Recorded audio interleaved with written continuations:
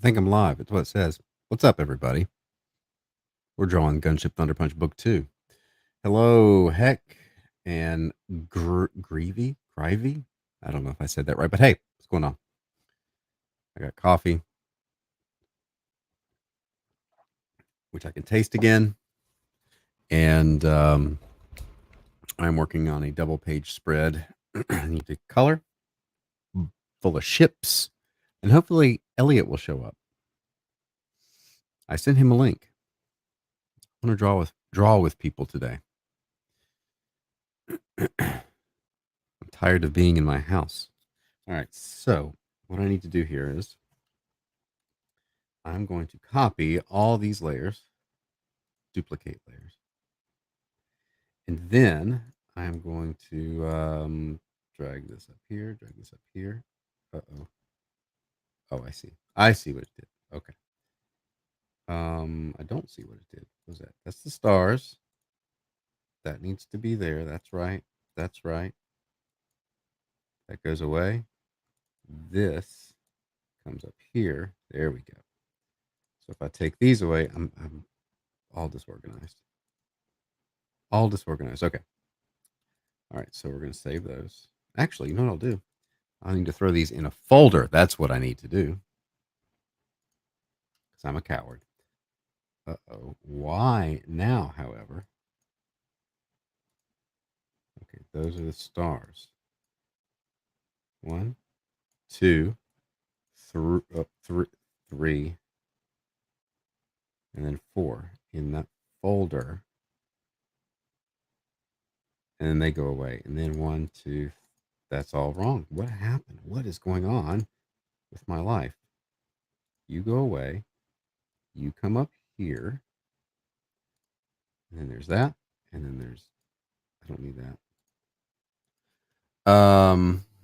Outback. Hello? Elliot Fernandez should be here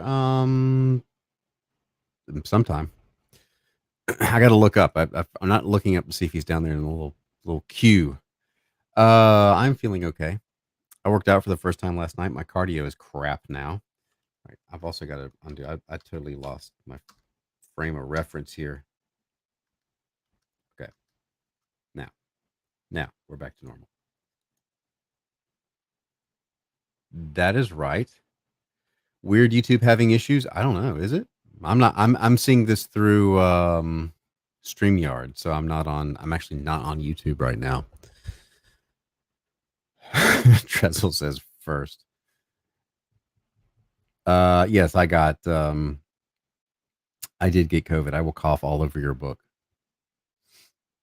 I am not contagious anymore. All right. So this is the ship. Okay, I'm gonna have to ships. Get some organization here. Stars. This is space. Okay. So now, why is that Atars? In case you're wondering what I'm doing, I'm getting ready to color this. This will be part of the promo material for the Thunderpunch 2 campaign, which I am planning on launching in March. Okay. So now, this is it, right? This is like, it's just 3 layers. Why was there 4? Okay, the 4th one is, hold on. A layer I don't need. But why don't I need it? What is that?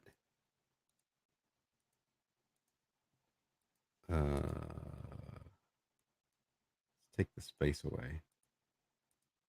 Oh, okay. Okay. I see. I see what it is. Do I need it? Or don't need it? I don't know. I don't know whether I need it or not. Thank you, Nighthawk.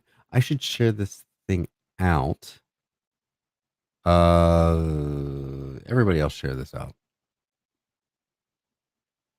Whatever. Okay. So, why do I feel like I messed something up. Tressel is a new member. Welcome to being a new member, it says. Alex shared it in the Discord. Okay, so I don't need that. Do I need it? I don't need it. Okay, we're leaving that on. That's right. Now, what I do here is I'm going to take this and not do that.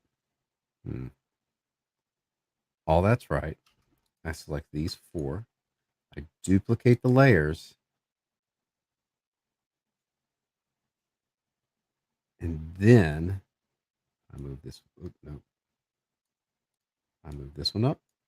I move this one up. I move this one up. And then I take away layer 11, space, stars, ships. 11, space, stars, ships. Now we're right. Oh, yeah. You were a member, but it canceled you. I thought you were a member. That's weird. By the way, I've got a crap ton of G.I. Joe pages up on my eBay page, which you can go to Twitter or wherever and get that link, or my email list. So the thing is, I am going to be on social media less. I'm scheduling things to go out, but I'm not going to hang out there because it's sucking the life out of me and too much time. And it's so I will be putting things out and checking messages like once or twice a day. I would recommend signing up for my mailing list at gunship-thunderpunch.com, and you can get all the information you need about projects and whatnot. Maybe Elliot's my favorite Brian guest. He's kind of my only guest right now. Hey, Billy Boner, yes, coffee tastes normal now. It does, actually. So there's a guy. I don't know if you'll have read the the book Deep Work by Cal Newport. Cal Newport's a professor who does a lot of research in like attention and stuff. And he's he's like a best-selling author and all this stuff. He's never been on social media, and he argues that it's not necessary like we think it is. And I tend to agree.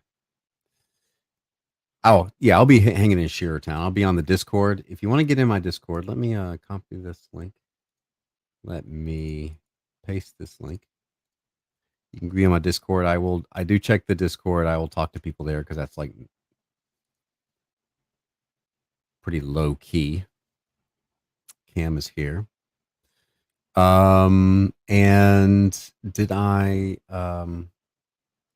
share this copy link? Let me put this. Speaking of not being on Twitter, I guess I should actually be on Twitter to post this. Does this thing say I'm sharing my entire screen when I move the thing? Shouldn't be. Oh, stop sharing. It's right there. Okay. Henry just joined the Discord there. Hello, Jack Torrance. Yeah, Discord seems a little more healthy. You just got to be careful about constantly. It's the social media, like Twitter and Facebook. It's that whole slot machine. That's the thing that Cal Newport uses. It's a slot machine that's designed to keep you coming back, and every once in a while it gives you a little win. All right, so the reason I combined all that there was so I can easily go in here and say multiply, and we'll make a color layer, and everything down here I'm going to throw into everything down here. It's going into a folder and going away. Look at me keeping things neat. Neat and tidy, like I'm the butler. So now what I was going to do here is move this over here. And StreamYard is still there. And then I'm going to tweet this. That's wrong. I do have to go. I'm going to start coloring soon. I promise.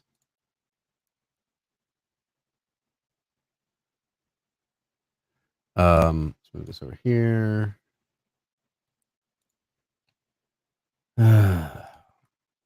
Why does Go copy link location. Go to stupid old Twitter. I'm working on Gunship Thunder Punch book 2 live now. Boom. Tweet. Figuring out how to draw rooms in Procreate. And Billy says, my wife was talking about Jurassic Park a little while back. She said she really enjoyed the one with Seth Rogen in it. My son, this was a birthday present from my son because he likes Jurassic Park. And, that's how it works. All right. I'm getting rid of that.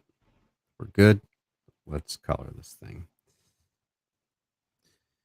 This panel I still got to draw, but hello, the adventure. I feel well. I mentioned earlier that I did work out last night. My cardio is crap. It only took 2 weeks to obliterate the cardio. All right, so let's get what color do I want to use? I want to use a we're gonna use I'm gonna leave it white maybe. Let's get the blue here for these ships because the ships are blue. Paint bucket. One thing I gotta fix though, that I see is where is it? This guy's little antenna thing did not make it.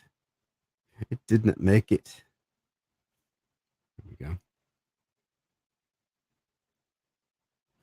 All right, now back to this. DJ Peterson is not too late. Nope, still no Elliot down there.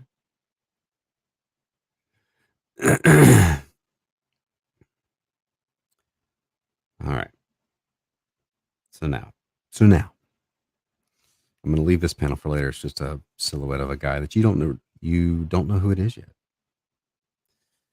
But down here, we'll take the blue. We'll fill in everything. We'll just do a big old splotchy kaboom. And that panel will stay there. Cosmetti is in the house.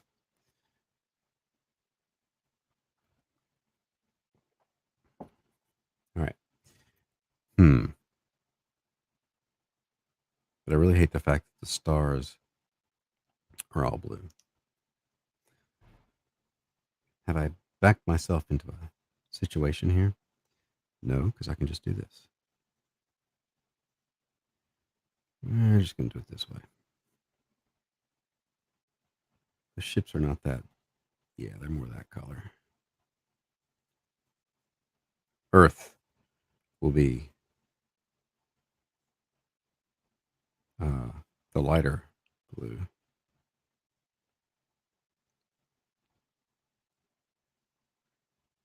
I have set a tentative date, launch date of March 15th for this.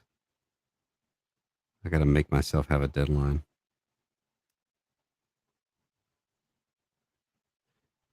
And I really want to get book 3 done this year too. The last between the last, how long is it? It feels like it's been 6 months. It's been since December, where the initial quarantine I had for 2 weeks, into the concussion that took me 2.5 weeks to get over, into the what else happened? Oh, I threw my back out, which took 2 weeks to get over, and then getting COVID, which took 2 weeks to get over. This year, 2021 has already sucked worse than 2020, and 2020 for me wasn't all that bad. We are doing my taxes now, and I apparently earned half of what I did the year before. I think it's partially thanks to, and that's just commission stuff. I think it's because of no conventions. I think that was the deal. Sid Lunas says, "See spaceships." It's true. Working during another artist stream is the closest thing to being a studio. Yeah. I was in a studio for 5 years or so, and the thing about working in a studio with people is you go through. I think you go through seasons where it's like, yeah, I'm with people, I'm doing stuff, and then you get through a season where it's like I can get more work done alone, and that's kind of where I am right now. especially if you're writing, because what I found was it's like if you're in writing mode, if you're just kind of mechanical, like inking, especially, then you're going back and forth and you're just chatting with people in the studio and it's all fun and everything. But when you're writing and people still want to be chatty, you're like, shut up. I can't pay attention to you and do this. And then um, what happened in our studio would be like, somebody come in late or you'd start to work and right about the time you get to the flow, somebody would be like, hey, let's go get lunch. Let's go run this errand. Let's go do this. And you're like, okay. And then next thing you know, hours have passed by and you've been not working. So there are liabilities to benefits and liabilities to being in a physical studio, but I do miss the fun times, goofing around and whatnot. I like how everyone has their own art style. Use strictly fill layers and masks. So I'm not happy about chosen color. I can easily change it. Where am I here? Some big jerk. I think reality's trying to tell you something, Brian. People start bothering you all day. I had colleagues who would put up little do not disturb signs on their desks. They need white racing stripes. Actually, they have yellow stripes or yellow markings.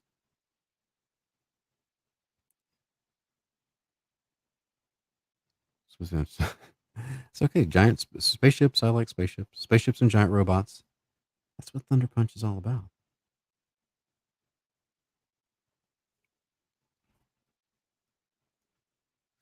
Um, no, Elliot. He probably hasn't checked his text message. He'll answer the phone more readily than he will check his texts. Again, I kind of admire that. We're all too plugged in. We're just all too plugged in.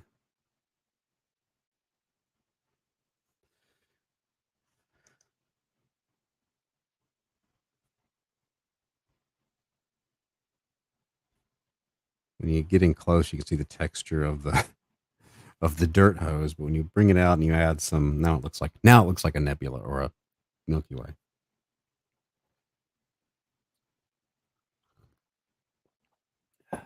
Cam, I am the boss of you. You didn't know that? You didn't get that memo? Sorry, we'll send out another memo. Don't do that. Come on. No. Oh, are you saving recovery information? Is that what you're doing? Really? How about you save it faster? Don't hang up on me. Don't you do it. That's what I thought. All right. First of all, let's save that. I wonder if you have that blue wrench. I gave you that blue wrench. Alex has no boss. No. Expenses are my boss. Bills.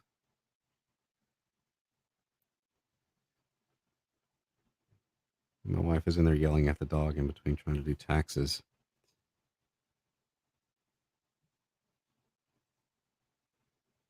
Hope you do more drawing tutorials. I will do some, but I gotta. I'm in bookmaking mode now. I find that I can only handle one thing at a time. I get either I'm making tutorials or I'm drawing books, and I gotta use my time wisely. Elliot, check. No, Elliot. Okay. No, Elliot.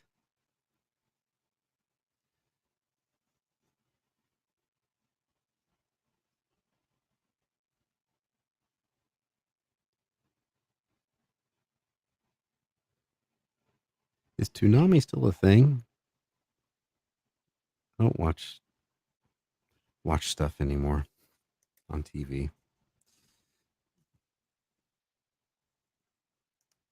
Get that dude in there. Uh-oh. I know what you're going to do. You're going to do that, aren't you? Because I didn't fill in all the gaps.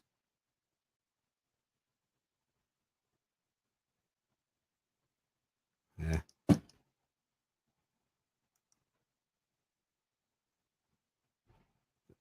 Where are you? Oh, there it is. Huge one. How did I miss that? It turned into Adult Swim.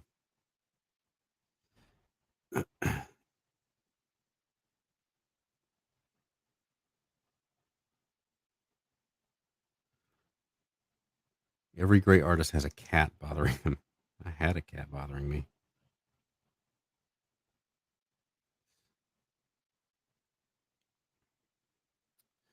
How do some people do it? I swear some artists live in an area with 34-hour long days. I hope the business isn't dying down too much. We'll see.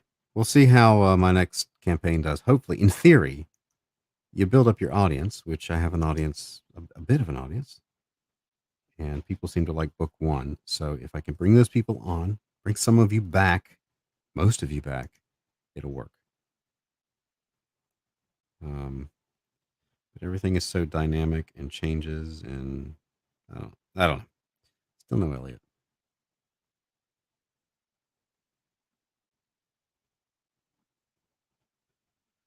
Our dog is in the he's 7 months old now, and he's still in the crazy puppy stage where when he plays, he just wants to. He doesn't bite hard, like he has the bite inhibition, so he'll just put your teeth on you. But it's like he wants to play, like at the drop of a hat, and sometimes it's a little much. Can you just mature a little bit and chill out, please?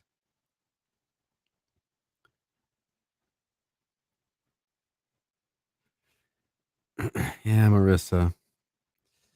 Do I sell Thunder Punch on the website? The books right now, I sell the digital copy on my site. If you go to uh, brianshearerart.bigcartel.com. Hold on. brianshearerart.bigcartel.com. It'll post it, and it does. The digital book is there. I'm holding onto the copies to kind of book one will go into being a tier on book two, so you can get both books if you missed it, as long as I have copies that last. So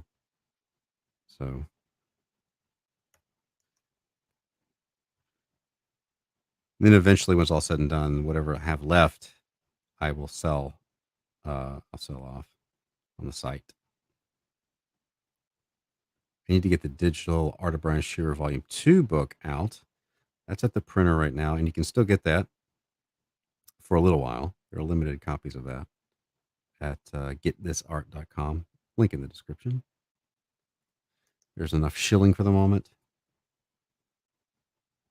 enough salesmanship. Elliot, I did talk to Elliot earlier. He was cleaning his studio, and his computer for some reason wasn't hooked up. And that was about an hour ago. So, lightning fan, hello. That's just a little ship in the background. Okay, well, there we go. All right, now let's get the earth kind of color. That's not right, but yeah, it is. It'll work. That'll work. Did it spill over anywhere? No, it didn't. Interesting. It's like Christmas. As your marketing director, I say you're not doing enough shilling, and I need to email you today. Um,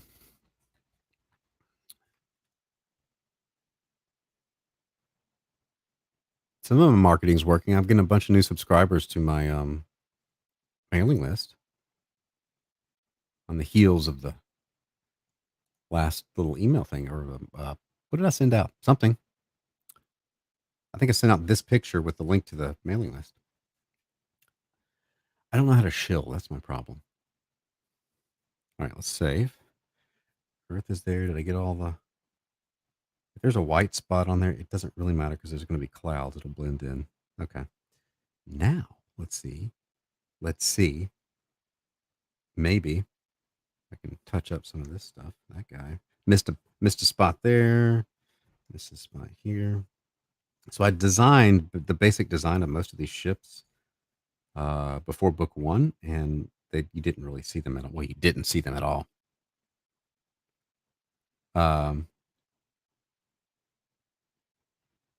Uh, look forward to receiving email on May 14th. Hey. What was I saying? What was I saying now? Oh, so I designed these ships, but some of them here I've just kind of designed on the page a bit because I can do that because it's my book and it's fun for me. And this is not engineering. This is a story. So if I want to change something on the fly, I'll do it. I ain't scared. Ain't nobody my creative boss. Twitter getting, quote, paid post, says Alex. I have noticed that. I can't remember. Look up, see if Elliot's here. He's not. I have noticed, when you do start posting things, um, like I've gotten like when I go on there and I've started talking about the art book, I get a few more people come on board, or you really do have to talk about it until you feel like you're annoying people because most people are. Again, social media is the slot machine, and it's the slot machine for you as getting that little dopamine hit, but it's also a slot machine that your content is one of those little bars or stars or fruit or whatever that spins. And it's just like, when are they going to show it to somebody? um, somebody, like, I talked about online being sick with COVID, and I had people didn't even see that. Like, they were surprised they didn't know. And then on Facebook, some of my things I posted during just getting over COVID, all of a sudden people are commenting on, and it's because the slot machine brought up the thing for somebody. The algorithm decided to share it out. It's like, this is all stupid. There is a Thunder Punch T-shirt with Thunder Punch on it at T Public. If somebody would like to, one of the mods would like to post that, that'd be great. Um, where am I here? Lightning Fan and Cam are bickering as usual. That's good. That's good. All right, let me save that. I'm gonna save the stars for later. It's gonna be a little bit of a purpley, that purple thing. Is this 400 DPI? It should not be. It's saving it like it's 400 DPI. Let's see. See, look at that. I'm a professional. This should be 300. It's like I know what I'm doing. It's like I feel it. My template was 400. That's what did it. Elliot is not here. All right, there we go. Now this will quit doing crazy things. Alrighty, so that's that.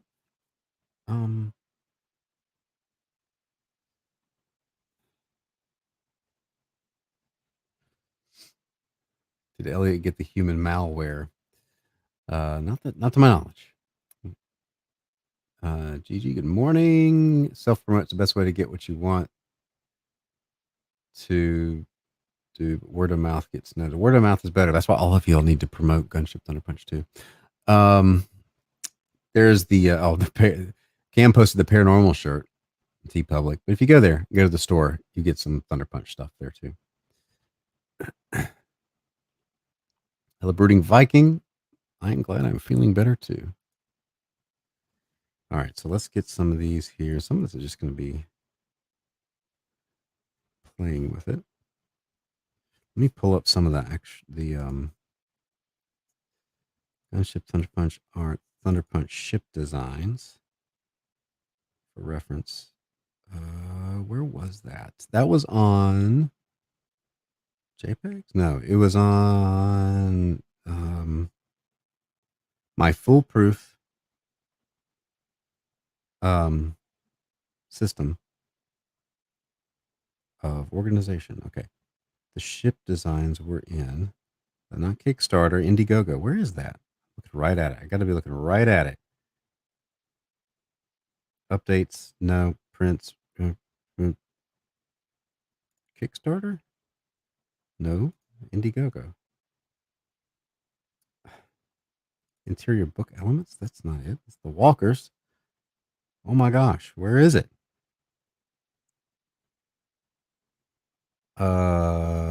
That's weird. Did I have a stroke? Why can't I find that? Indiegogo?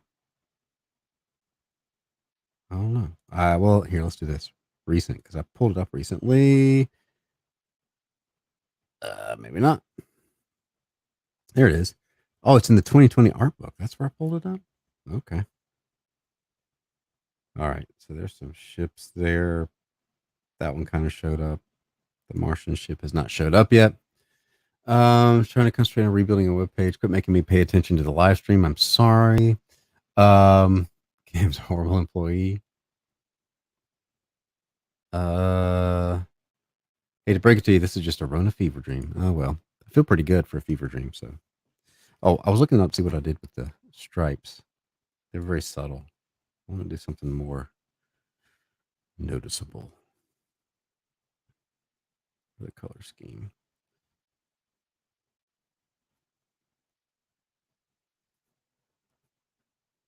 I know that stripe was there because I drew it in.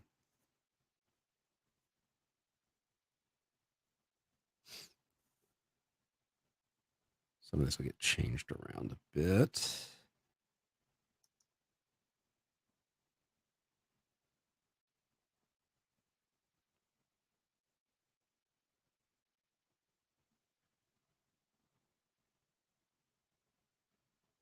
Gotta think here. I'm gonna think. What's my favorite movie? I don't know. It's a good question. I like a lot of 80s movies. Oh, that's gonna fill in a lot of stuff, isn't it? No, it won't.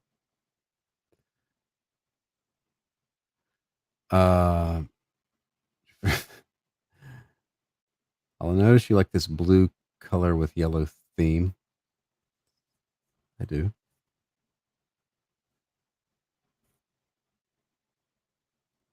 I don't like that right there, though.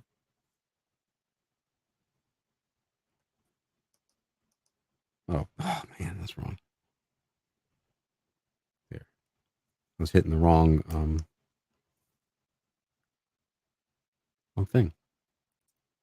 Raiders of the Lost Ark. Yeah, that's one of my favorites. Wrath of Khan is one of my favorites. Um, original Star Wars trilogy. I never really got into 2001: A Space Odyssey. I don't know why. It was a little weird for me.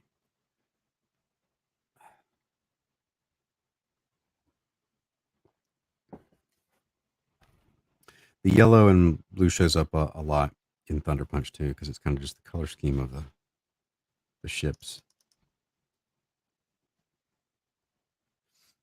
kind of the Earth color scheme.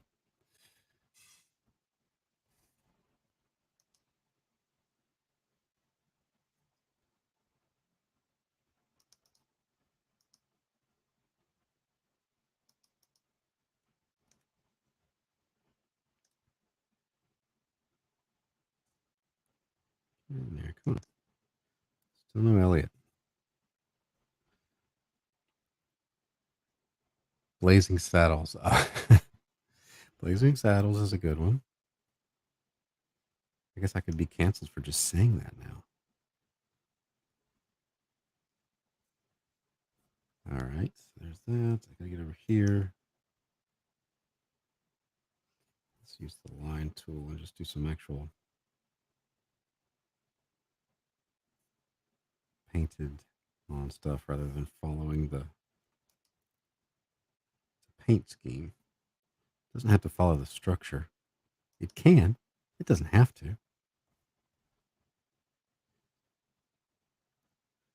feel like a lot of what I'm doing here is sculpting more than drawing.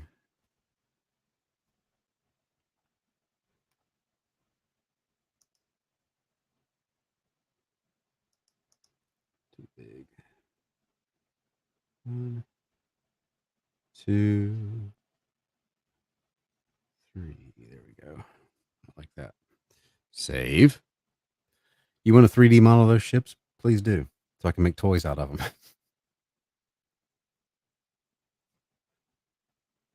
It's very hard to draw a ship that hasn't kind of been done before.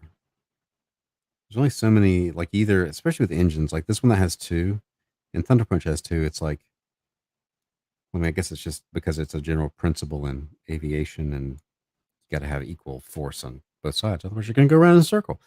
But that's kind of Star Trekky. I kind of mix it up and have different. Like this one has one engine. 3D printed toys. Yeah, that's on my list of things. Do you ask for color swatches from your publisher before you finish the product? No, no, they pretty much know what they're doing. Heck is still here. Wanted everybody to know. Can't go wrong with Mel Brooks.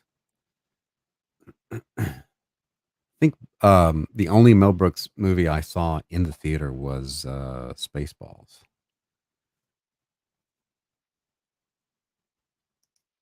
Okay, undo. Let's make this bigger. I'm tempted to call Elliot. Should I call Elliot?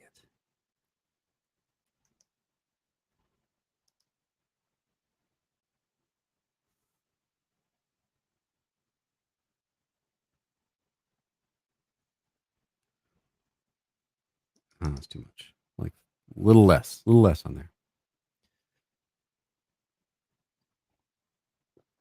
So Spaceballs, Robin Hood Men in Tights.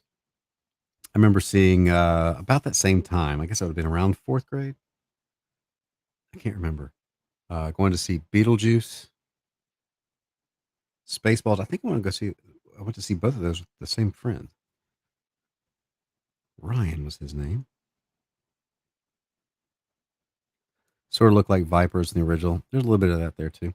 Trestle is also here, and Cosmetti has coffee. All right, get down here, get some stripes on these guys.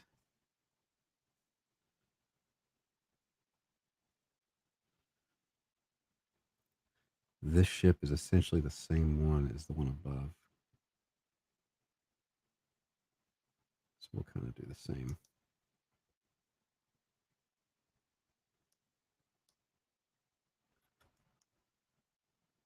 Stripe there. Sam Kinison.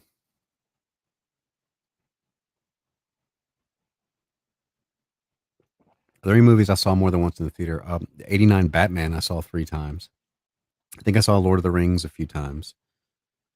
That might be it. Well, there's a couple that I would like. I'd committed to go see with like um, two different people that could go at the same time. So it's like, well, I'd go see it and then I'd go see it again.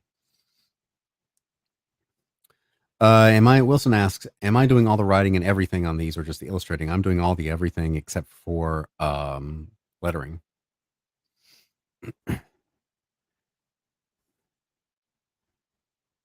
And I may bring in a colorist or a flatter at some point here just to make things go faster, but we'll see. AL high and by has to go teach. Sip and save. How about save and sip? Did I freeze? I don't know. I think YouTube is having problems. I'm in StreamYard. I'm gonna call Elliot.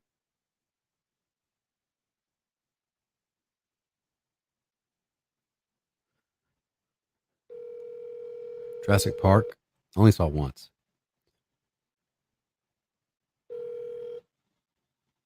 Hey, man. Hey fool, I'm online. What are you doing? Uh, I'm trying to get. I finally connected the computer. Okay. Well, I just did it. you have an email, so whenever hop in here. Yeah, I saw that. I'm trying to get in there so I can hop on. Okay. All right. Bye. Bye.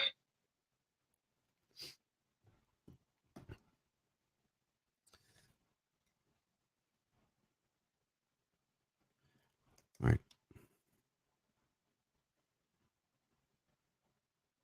So Elliot is on his way. was too haphazard right there.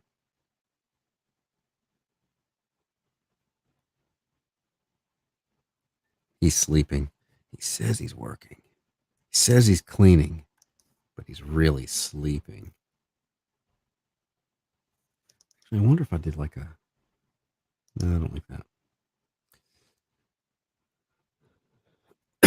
Elliot, I don't want to get in there with all those morons in the chat, Brian. I said we were live.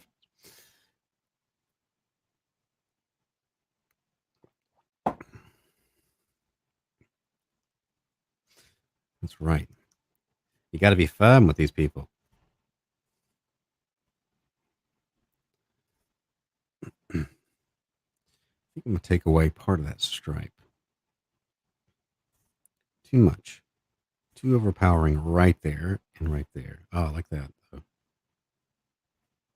That I like. Subtle. Let's be subtle. We can't overdo it. Melody Blue, finally able to catch a stream again. I haven't been streaming that much.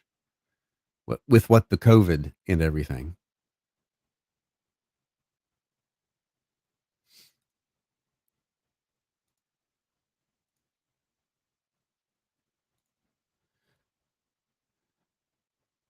Lightning fan paid Brian to use your high school colors. Nothing like listening to Brian in the morning while having a discussion on the ethical issues of euthanasia in my psychology course. Happy to help. All right.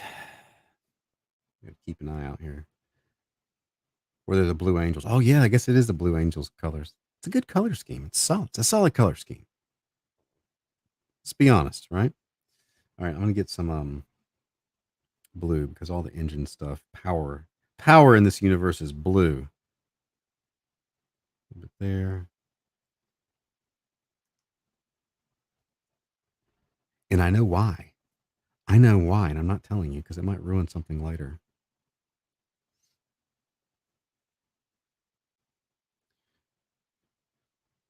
China uses euthanasia to make Apple products. Ah, ba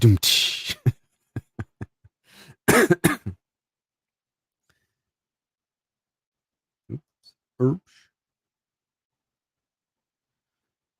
Let's see. We'll just light this puppy up right there. Yeah. Down into there. Up there. Not right there though. Don't do that to me. No spoilers. I'm not giving any spoilers. I'm just telling you I know. I know the reasons. Maybe you won't even get necessarily all the answers that I know in this book. Maybe you'll have to get a future trilogy. I got plans. I got things. I don't like that. I don't like that. Elliot? No Elliot. Pete Mac, no notification. Yeah, we know. Are these carriers from X? They're for ships, and then they're basically just like battleships and destroyers and things. Basically, a space navy. I didn't put any stripes on these guys. Somebody tell me.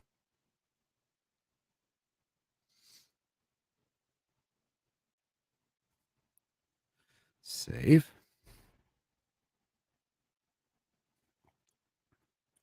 Did it save? Did it do the thing? It did because I brought the DPI down to 300. These are torpedo tubes, by the way. I'll tell you that. I mean, Callie, if you're 15 minutes early, you're on time. If you're on time, you're 15 minutes late. 15 minutes late, you don't get the gig. 32 watching, 15 likes. Hey, hit the thumbs up. Hang your hat on that thumbs up as you come in. I guess it helps. Leave a comment later. Whatever. Thunderpunch coffee mug. They're on there. They're on there. All right. Now I got to do the little things there. I'm going to put some lights on these ships. They need windows. They need lights.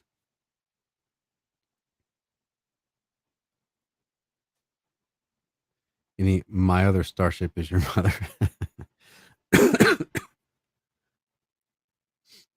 I can't see where the likes are. Like I said, I'm not on YouTube right now. Oh, see, I forgot. Also, I can do this. Uh, oops, I didn't mean. There we go. See, true. I do got. I have good people in the chats, which is why my chat is reasonable and doesn't go. That's why I don't have 1,000 people watching, because it's reasonable people, and reasonableness does not attract large crowds. Space Navy, so something like a Space Force, maybe.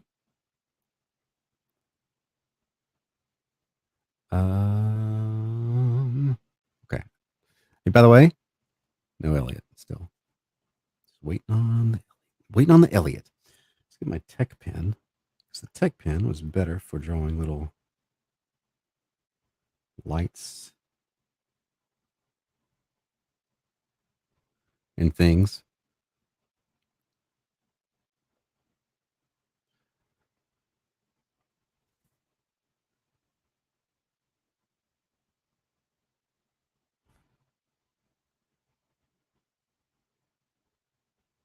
Lights and things.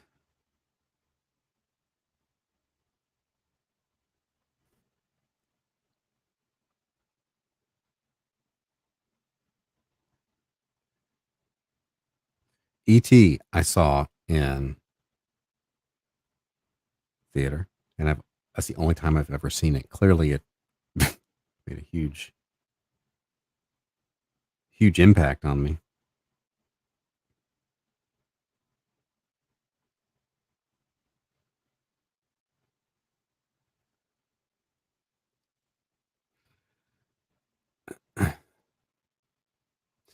Lightning Fan could be a special guest in the live stream if you had your tablet and if you weren't working. I have the, Cosmetti says, I have the best chat in Discord. I agree. I wonder at what point the chat goes crazy. Like, what's the number of watchers where the chat just goes nuts and then everything gets a hot mess? There's got to be a, a number. Somebody research that. That I don't care enough to know. It's just mild curiosity, passing curiosity. Send me a text. No. That's Paranormal Chat, so it's the best, but don't tell Mike Miller I said that. ET Ride. I remember playing the ET video game and thinking that I was the problem. Why doesn't this work? Why do I suck so hard at this game? Turns out,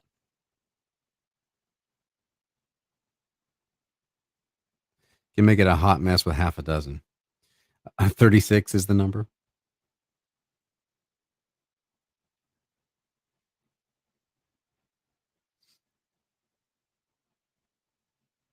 Um, yeah, I didn't have an Atari. My friend had the Atari. And my brother, who's older than me, kept asking for the Atari, and my parents never would get it. We had a Pong machine. Because kids back then, you'd have cartridges at first. You just had to buy Pong. That's all you got. And we played it on a black and white TV. But and then when I was in middle school, I just casually mentioned I wanted a Nintendo. And my dad, it's one of the few times, one of two times, my dad ever did this. Put me in the car, went to the store, and we got it. The other thing was for a 10 speed. And my brother was so mad. He's like, I asked you guys for years for an Atari, you wouldn't get it. And he just like mentioned that. It's like, well, maybe you should have been born second. ET's worth a lot of money now, really?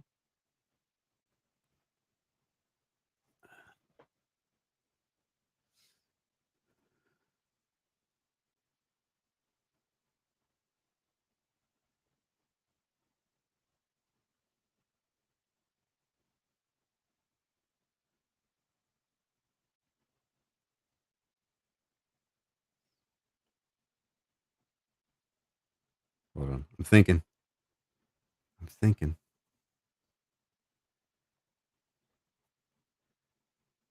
I am the youngest brother. My brother is almost 5 years older than me.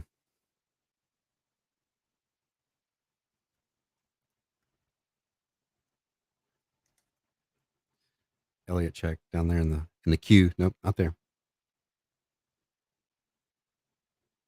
Is this series only digital, or can you buy a hard copy? You can get a hard copy of it.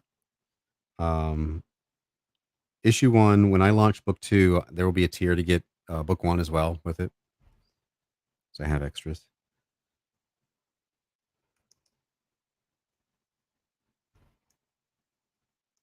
So yes, got you covered. I like physical media. I like holding things in my hand, like humans do. Are the youngest brother or the younger? I only have one brother, so I am the youngest and the younger.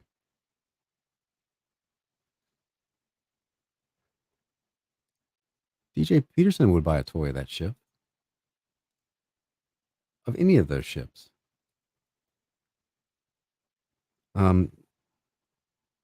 I had mentioned that one of my plans was to do a transforming Thunder Punch, and then I quickly realized that is cost prohibitive. But I could do statues or things, models, or like a 3D printed thing. So I'm going to be looking into that this year too. I said I was going to do that last year. Well, I did look into it and priced myself out. Oh, here comes my editor. No, you're the younger brother. When there's only 2, there's not a youngest. I learn something every day. Be cool to get a model of those ships. Okay, so there's some interest in the model of these ships. So looking how, like, if I could get like Thunder Punch statue and then some of the models of like some 3D of these ships.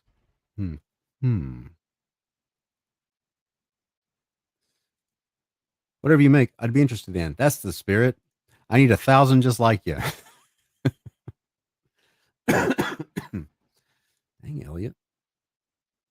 Where are you? Where are you? Oh, look at that. I said, Elliot, where are you? And boom, there you are. Boom. Whoa, wait a minute. Oh, is that too loud? No, you're on the wrong speaker. And now you're on the right speaker. Am I on the right speaker now? Yeah. Can everybody hear me? Can everybody hear Elliot? You should be able to. I'm breathing hard, man. What are you doing? I rearranged my office.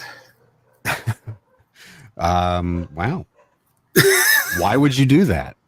Well, because I'm trying to make my space conducive to a here. I'm gonna put the camera on my so you guys don't have to look, just so you can see it. I don't care if everybody sees it. So let's see here. How do I make your screen bigger? I don't know how to do this. Hold on. Solo layout. What's that? Oh, there you are. Yeah. You wear the sleeveless thing like you're some big hunky stud. Oh yeah, I am totally stud. What's this? What's wrong with this? Anyway, this is a different angle. I don't know how I feel about this. So yeah, so what you see now is I'm like on the end of my office. Yeah. Facing back. My office is my old garage. So then what I did was my wife's gonna work back there where the mess is. So she's gotta clean up the mess. I'm just kidding. That's me. But so I'm trying to make it so that she can have a space to work in here also. See, I'm all sweaty. I'm sweaty. Sizzle chest. Yeah, yeah. Huh? You need to do a little head turn, get the sweat rolling off. Also, I can put a green screen behind me now. Oh, okay. But there's less room between me and the computer now. I mean, it didn't quite work out. I had hoped, but it's gonna be good. It's gonna be good. And I'm getting rid of stuff again. Because of this, I'm like, I don't got enough room for all my trash, like toys and comics and statues. So Pete Mac says, for some reason, I feel like Elliot's talking to us from a 1980s kids TV channel. Why? I don't know. Maybe it's the toys back there. Oh, yeah. Actually, I got to move. Like, I have a Batmobile back there. Can you see the Batmobile? Oh, yeah. That's nice. Is that the Bruce Timm Batmobile? Yeah. I splurged years ago, and now look at me. So, yeah, I'm greasy. So what I'm going to do is I'm going to move that out so she can have more room, because otherwise she's afraid she's going to back her head up into it, and I'm afraid she's going to break my Batmobile. So yeah, I don't want to break the Batmobile. No, you can break your head, but not the Batmobile. So anyway, that's a good to show you how strong that design is that I could tell what that's from that distance. See, you know immediately that's the Bruce Timm Batmobile. Yeah, you do. So now another thing I'm gonna do. So I see Hector's in the chat, 432 Heck. So I have room now for people to work with me in here. I have my drawing. So when I come down there for a visit down to Tampa. Yeah, I have my drawing tables right over here.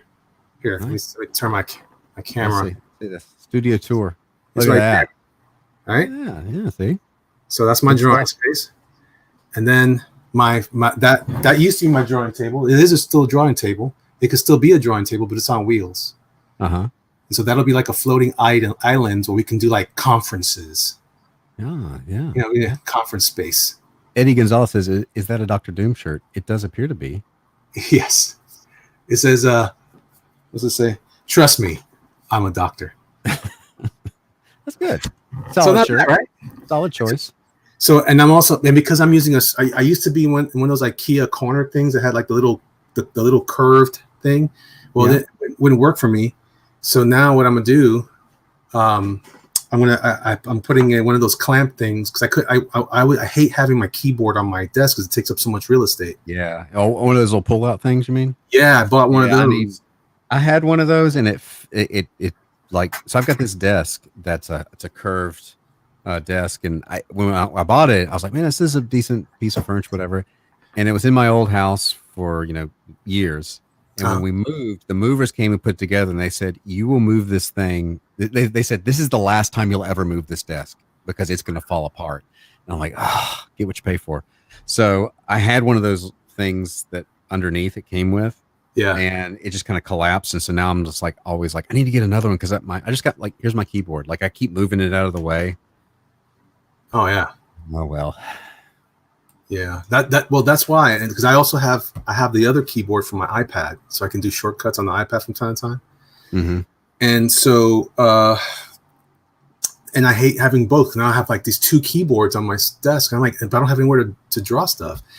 And I decided to switch to this too because I've been doing more stuff digital anyway. Mm-hmm. So I really don't need to draw on the drawing table as much unless I'm doing a commission or something like that. And I'm not getting many of those anymore. So I'm like, let's do it. Let's make a change. You gotta make a change for once in my life. DJ Peterson says, I'm so into this stream, I'm not accomplishing anything, and I feel at peace about it. Right on. Tressel says, is Elliot missing some beard? Is he losing hair monthly? No, this is what I normally, I got rid of the beard. Well, kind of. You got the goatee. Yeah, I got the goatee. I got the Amish biker going, and then I grew out my beard a little bit. I'm keeping it. It's all white now. Yeah, but I got a little for Christmas. I wasn't going to grow it out, but then at Christmas people gave me like beard products, like beard butter and all this stuff. I'm like, you know what? I'm gonna go for it. I'm gonna use it, and I kind of like it. Yeah. Oh, it looks good, man. It looks good. Let me see it again. Oh, let's see here. Let's see here. See? Yeah. There. Oh, look at that handsome beast. Look there. Look at that handsome beast. Yeah, man. I think that's pretty cool. So then now I'm gonna be changing my setup here, put my cameras up differently. Uh-huh. Mm-hmm. And so I think when I do my Twitch streams, I'm gonna do them from an angle instead, because when I look down on Twitch, all you see is the top of my head. Yeah. Right? So I'm gonna have the camera over here instead. And bada bing, bada boom. I thought about putting my main computer on the angle, but I'm not sure about that yet. Yeah, I'm still debating about that. I've got I got projects I want to do. I don't know if you know that the whole YouTube when I went through like a week or 2 weeks or whatever, saying I'm gonna really try to grow the YouTube channel and do everything right, and it didn't matter. And so I'm gonna do whatever I want. Yeah. So like I got my new I've had this for a while. I've got it's like basically a GoPro. I got a little adapter for my mic, and I want to do some stuff. Nice. Just gotta, I don't know what, but well, you're clearly the more talented one in the family. Shut up. You're gonna do some good stuff. So anyway, here's a page I'm working on. This is a double page spread for THUNDERPUNCH 2.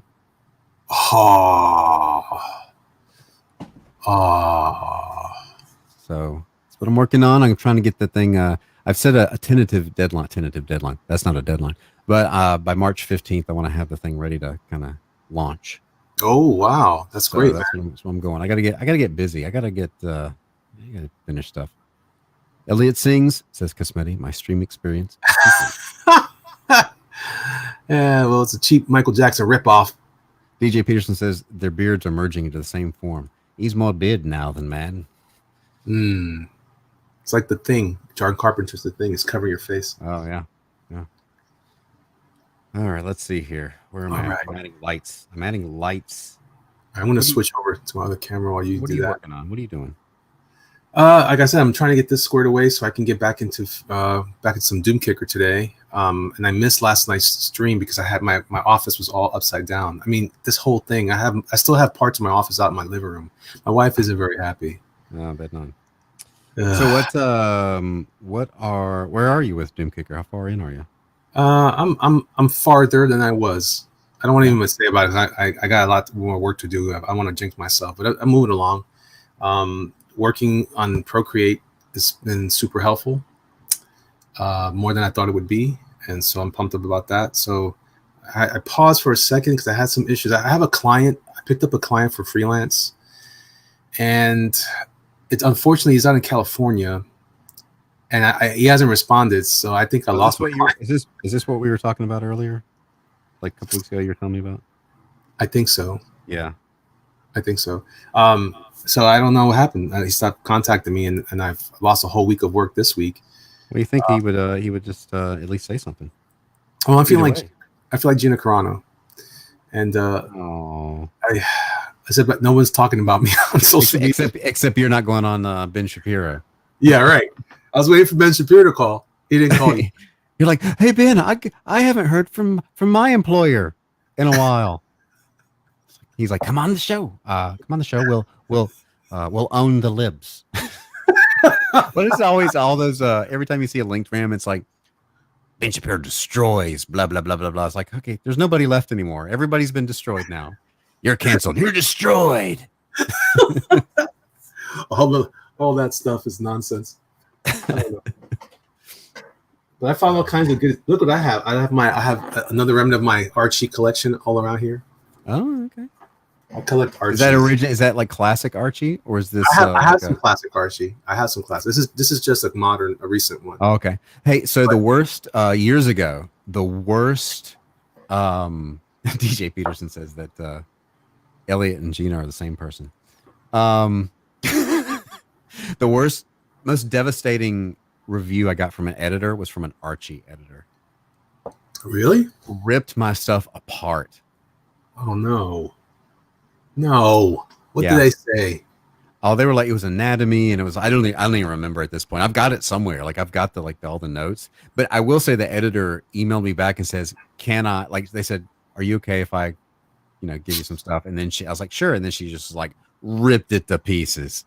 Like, well, thanks for asking. Lightning Fan says Brian's too southern. He can't talk fast enough to imitate Ben Shapiro. That's true. I can't. Actually, you do that Mid-Atlantic thing. Oh yeah, but Ben Shapiro is like very fast. He's just like not Joe Pesci. Ben Shapiro is like articulate Joe Pesci. Yeah, that's kind of true. Oh man. Oh wait, Lightning Fast is something here. Go back through the chat and tell Elliot what I tried to say to him. She said you said he was too southern. Oh wait, to me? To you. Oh, here we go. She said, Elliot, I'm going to a wedding in Land O'Lakes next weekend, but I'm only going to be in town for a couple hours. Hey, and if anybody knows in the chat, there's a rumor that Heroes is on this year. Yeah, is it really on? I don't know. That's the rumor. I don't know. All right, I'll see. Hey, man, I got antibodies. I'm going everywhere now. Yeah, I'll be in South Carolina in a couple weeks. Where are you going? The PowerCon is going on this weekend or that weekend. You're going to PowerCon because they asked me to come. They asked you to come? Yeah, on the 6th. Yeah, I'm going. I'm gonna see you in PowerCon then. Woo! That's where we had our last time the only time we met in person when we did Area 51. That was PowerCon. That was. Oh my God! Are you staying overnight? Now. Are you staying overnight? Yeah. You're staying Friday night? Friday night? Yeah, we're going in Friday night. Friday. What hotel are you at? I'm sure the same one. Send me the info so I remember. So this is gonna be a thing now. Now I'm excited. Tell me what hotel you're at so I can get a room there. Okay. Okay. Let me talk to Andy. Yeah. He's coming over in a little while, so I'll tell him then. Okay. Oh yeah. I'm excited now, boy. I'm excited. I wasn't gonna do it. I wasn't gonna do any South Carolina stuff because the whole tax thing was annoying, and my retailer license, because I hadn't made money in 24 months, is gonna expire at the end of March. So I still may not make any money. I don't know. But I don't know. I'll come see you. I'll make the sacrifice to come see Elliot and hang out. I know I'm not going to make any money. Are you telling us the first convention after like 2 years? No, I'm telling you, because May says, well, I'm excited that 2 other people will hang out in person. Because we're together, we're like peanut butter and chocolate. So I did Joe Fest last year, right? In September, the first show. I made more money. That's one of my top shows. That was like almost New York Comic-Con money for me at this little Joe show, because I think people are so tired of not going to shows when they're there. Like, let me buy the stuff. That's true. That could really be the, I thought about that, but I mean, I don't have a lot of stuff anymore, man. I don't have any prints or anything. I got rid of all my stuff was commissions. It was commissions, and I sold a couple covers, but I don't know. We'll see. I just want to get out of the house. Me too. That's my main thing. I mean, I get out of the house quite a bit. I go to Walmart a lot. Walmart's like the new community center. Except you could buy milk while you're there on the way back. The little club, the youths hang out there. Yeah. I don't know. That's bad when my son, recently my son went to the mall. He came back so upset. We can't do nothing there. Like, yeah, son, it's a pandemic. They won't do nothing. No, it's not right. Like, yeah, you should fight for your rights to party, bro. I don't know what to tell you. No, it's no fear. Like, all right. The Beastie Boys covered this. If you've been paying attention. I said, son, now you know what it is to be punk. You should do it. He's like, I don't care. I don't like it. Oh man. Yeah, I'm excited now. How did the kids date today? My daughter is trying to date this guy.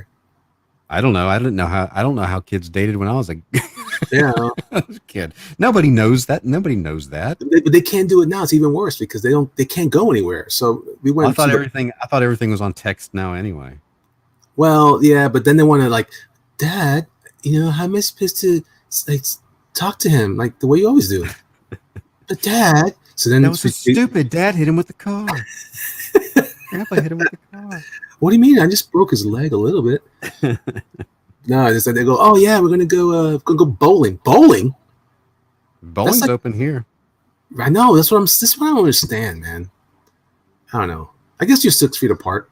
But bowling, though, you get to touch the ball, just spray it down. Oh, actually, I take that. So my son did have a birthday party, and it was at a bowling alley that had laser tag. And they didn't bowl though, so maybe bowling's not. But the arcade is open, and the laser tag was open. Laser tag? That's even sweatier. Yeah, but the ball is like, you're touching. Everybody's touching all the bowling balls. Yeah. Ugh. Yeah. Alex says, I don't know. I'm just lost when it comes to dating. Yeah, I think everybody is. Nobody wants to admit that, but dating sucks. I mean, I haven't dated. I started dating my wife when I was 19. I'm 45 now, so I'm really not the person to ask. My wife and I just celebrated our 25th wedding anniversary. Ooh, look at there. Yeah, we just started dating. This in May, it'll be 23. I'm just behind you. Oh, wow. Yeah, we just started dating. I haven't done much of that lately. I'm excited. We're going to go to dinner this weekend. Hey. Yeah. You know what though? We had a Valentine's Day. We went to dinner. I said, honey, let's do we like going to Carrabba's. Like, yeah, let's go to Carrabba's. It'll be exciting. Oh my gosh, it's Carrabba's. And so it was not good. It was not good. No. And I'm tired of being served by ninjas. Well, I keep making the joke, and only 2 people have laughed. You're the only other person. What happened? I want to write a story. The biographical account of the jerkmonger in the year 2020 and 2021, the 2 years that the ninjas took over, and they just had like normal lives. We had ninja babysitters. Ninjas were serving you ice cream. Yeah, this is all like Dr. Fauci is part of a sacred order of ninja, and we've all been had. Like we've all been conquered. We just don't realize it. I know. They're teachers now, teaching little ninjas how to be big ninjas. Yeah. We're going to make a society of ninja. It's like Larry Hama's writing this year. Everybody's a ninja. We're all in a what's that they call that, a computer simulation. Yeah. In Larry Hama's mind. Yeah. Whatever. I told you that me and Shannon Gallant, my penciler back in the day. Yeah. We were always convinced that whatever was going on in Real American Hero was based on whatever movie Larry watched in the last month. Because all of a sudden around the Pacific Rim time, there's this giant eyeball on the bottom of the pit and a giant mech all of a sudden. And we're like, I think Larry watched Pacific Rim. Oh, man. I wish he would do it. Do you think he's writing Godzilla versus King Kong in the next one? Maybe. I don't know. It depends on what he's watching. Something else like that. That's the next hot movie right there, man. Yeah. That's the next epic event. Epic. Heck is going to be married 25 years in August. Woo! And he went bowling yesterday. Yeah. That's what's up, Heck, man. You know what? For your anniversary, I'm gonna ask you to come over. How about that? Hey, there you go. And you leave your wife. No, yeah. So yeah, I went back to the gym last night for the first time. Whoa, how was that? Sucked. My cardio was just COVID obliterated my cardio. Well, I don't know what obliterated my kneecaps, but I can't even get down on my knees to put a plug in the TV. So I feel you. It sucks. I'm old, man. I'm not. It's not the years, man. It's the mileage. It is. It's true. It really is the mileage. It's absolutely true. Hold on, I gotta plug in my controller here because I also put my television on the side. Oh, okay. I don't know why I did that, but I figured it was better there. I just like to put on like anime sometimes when I'm working, just to get inspired.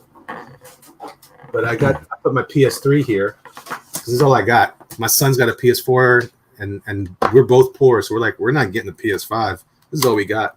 I'm thinking about going to a what do you call this? A pawn shop, just so I can buy an extra PS3. Oh yeah. I just need a Blu-ray player. That's all I need. Yeah, we just have my son has a Nintendo Switch. See, that's cool. That's all we got. And he's all into video games now. See, my son and I were talking about that. I was showing him, there's an account on Instagram called Saturday Morning Cartoons or something. Mm-hmm. And they just show little clips, small, tiny clips of like old school cartoons and shows and commercials. So I'm like indulging in my past. I'm like, oh, look, son, that I had that Star Trek playset. Remember the Mego playset that had the? Oh yeah. Yeah, it was awesome. I had that. You could turn the thing and make Spock. I didn't get it though. I was a very young fan of Star Trek. I didn't understand. Am I supposed to turn that? I thought this doesn't look like the show. But anyway, I think they came out in '77. But anyway, so I'm like, yeah, man. And he goes, you guys had cartoons. I have video games. I said, yeah, I regret that. He said, why? I said, he goes, it's just like you. I said, no, you don't understand. You play for like 4 or 5 hours at a time. And you're talking about you want to get a job. You can't get a job if you're playing video games, knucklehead. I said, we only had like 2 hours on Saturday mornings and maybe an hour after school. Yeah. That's it. Yeah. But I still watch other stuff though. Yeah. We've had to limit my son's time because now it's like with his friends at school, he's got 1 or 2 friends and they're all on the Switch, and so he'll play with Fortnite with them, and it's like we gotta if we'd let him, he would never stop playing. But fortunately, he had a friend that lives down the street who never comes out of his house, and he's like, why doesn't so and so want to play with me? Blah blah blah. And he would say, well, all he does is like he comes out for a few minutes. And he's like, I gotta go in and play video games. It's like he's so addicted, the kid cannot play outside. And so my son saw that, and I every time I'm like, hey, you remember Angel? He can't play with you. And he's like, yeah, no. I was like, if you want to be a loser like the other kid, that's right. Don't ever do anything. So it's like a PSA. Don't be a loser. I learned it from you, Dad. Where did you get this weed? From the weed store, Dad. It's like, 2021.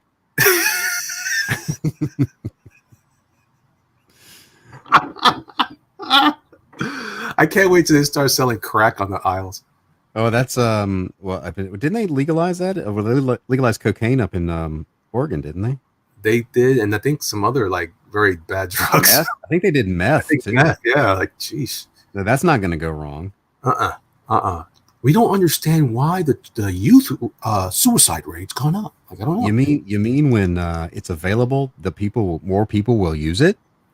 Mm-hmm. Yeah. That's the way that works. Turns out. You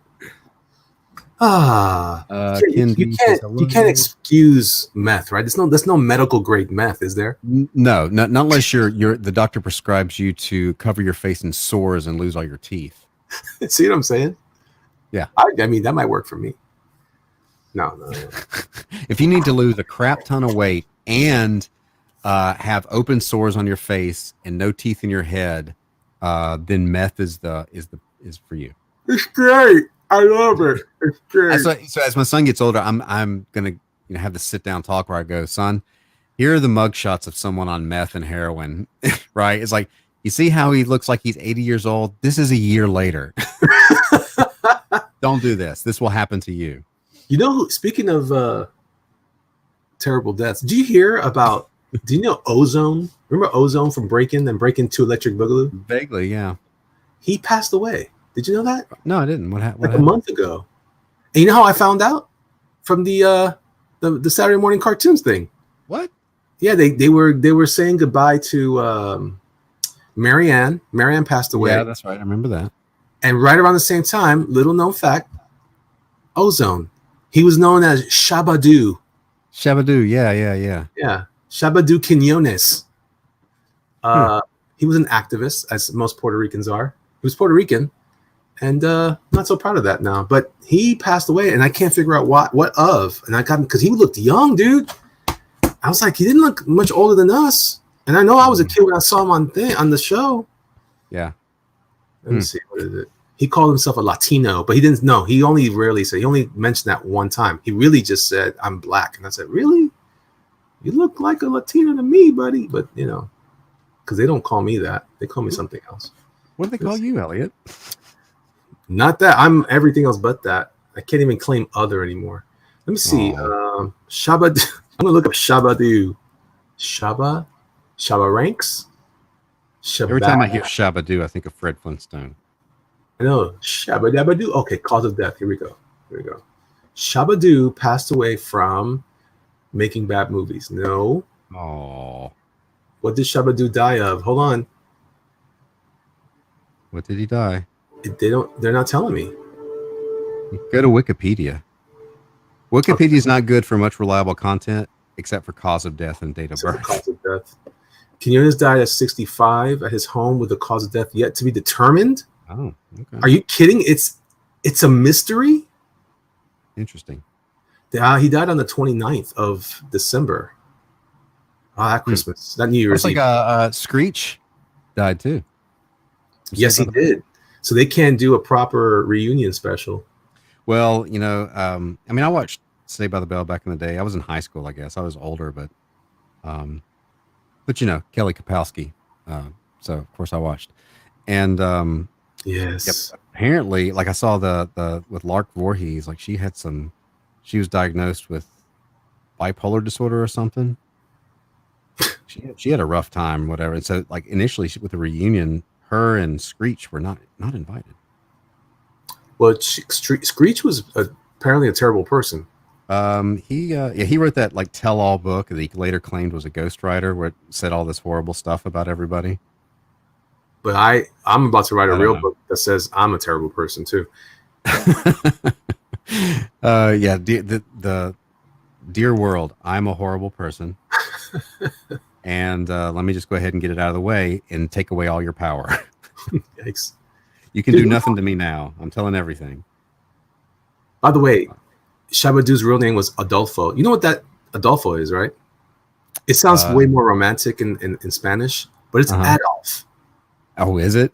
Yeah. We don't have many Adolfs. The whole that whole family, I guess they changed their name. You don't see many of those. That surname just doesn't pop up anymore. No. It turns into Hitman or Schleicher. It's just anything but that. That's the worst name ever.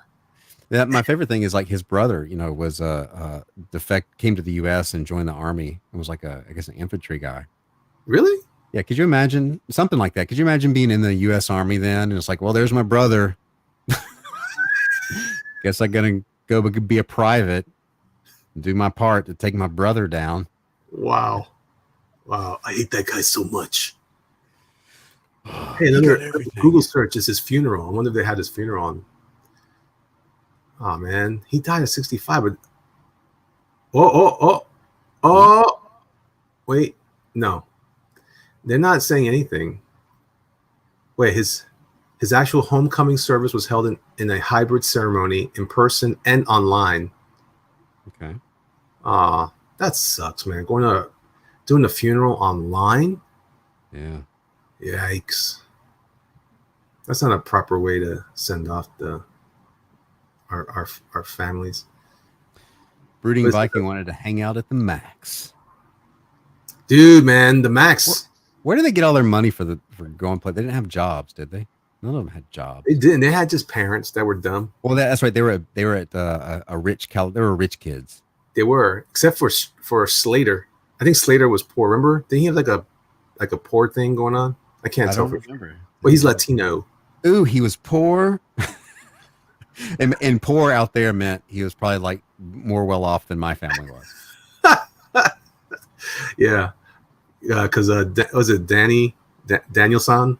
He was homeless compared to. I just remember that girl Tori showed up inexplicably, and Jesse and Kelly went away, and then all of a sudden they came back with no explanation. It's like, what, were you on the witness protection program for a year? Yeah, what happened? Explain that. Tori? Who was Tori? Did she have? Tori was like, she was like, so they took away Jesse and Kelly, and substituted one girl, and she was like she had a leather jacket. She looked like she would have been like a biker chick or something, and she was like just there all for a season, and then went away. I know way too much about Saved by the Bell. I liked her, man. Tori Scott is portrayed by Tori Scott is the new girl and later girlfriend of Zach Morris. That's right. Yeah, she was like, yeah. She would punch him in the shoulder. Yeah. She was like the tough girl. She's a tomboy. I'm tough. Oh, look, Lightning fan in here. A little trivia. Slater's dad was military. Huh? That explains everything. You know, Bayside, big military base. Fort Bayside. Yeah. Now you know Brooding Viking is correct. Kelly worked at the Max. That's right. Kelly did. You know who else came out of Saved by the Bell? One of my favorite people on the planeta. She played Stacy Carosi. Leah Remini, my favorite. I don't remember. Christian Scientist or former Christian Scientist. Well, who was she? Who was she? You don't remember? You don't remember Stacy? Oh, Leah Remini, the one at the beach. Yes, Leah Remini. The Love at the Beach. Yes, I remember her. And her dad owned the resort. Yeah, she had that New Yorker thing going. I was in love. Yeah. I was in love. Oh, you would like that. Oh, New Yorker. I do like them New Yorkers. Tressel says, "What the actual frick are these old guys talking about?" Tressel's like 8 years. Tressel's like 8 years old. Listen, Tressel, Brian and I are going to have a reunion. So that's right. Wait until March 6th, I think it is. It's going to be awesome. Hey, you know what? You can be Zach, and I'll be Slayer. But I'm really more like Screech. I'll bring Chris. Chris is a good Screech. Oh man, I still love Leah Remini. What is she? Does she do anything now? She complains about Christian Science. Well, I mean, is she working like in entertainment now? I don't know. For a while she was doing a reality show with her and her husband. Her husband's a really cool dude. I think he's also Puerto Rican. My sketchbook doesn't like Leah. Oh, fight it out. What? Fight it out. Oh, my sketchbook, I win. We just declare victory.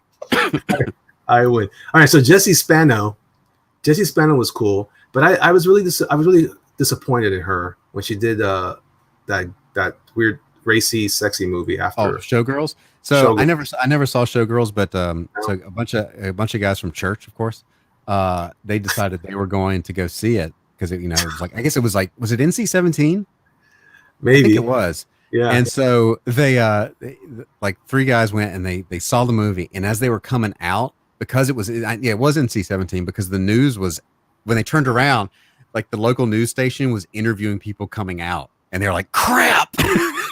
And so they had to like go out the little side exit. They wear little plastic noses and mustaches. Yeah, they put a little like, I don't know, I am too old for these.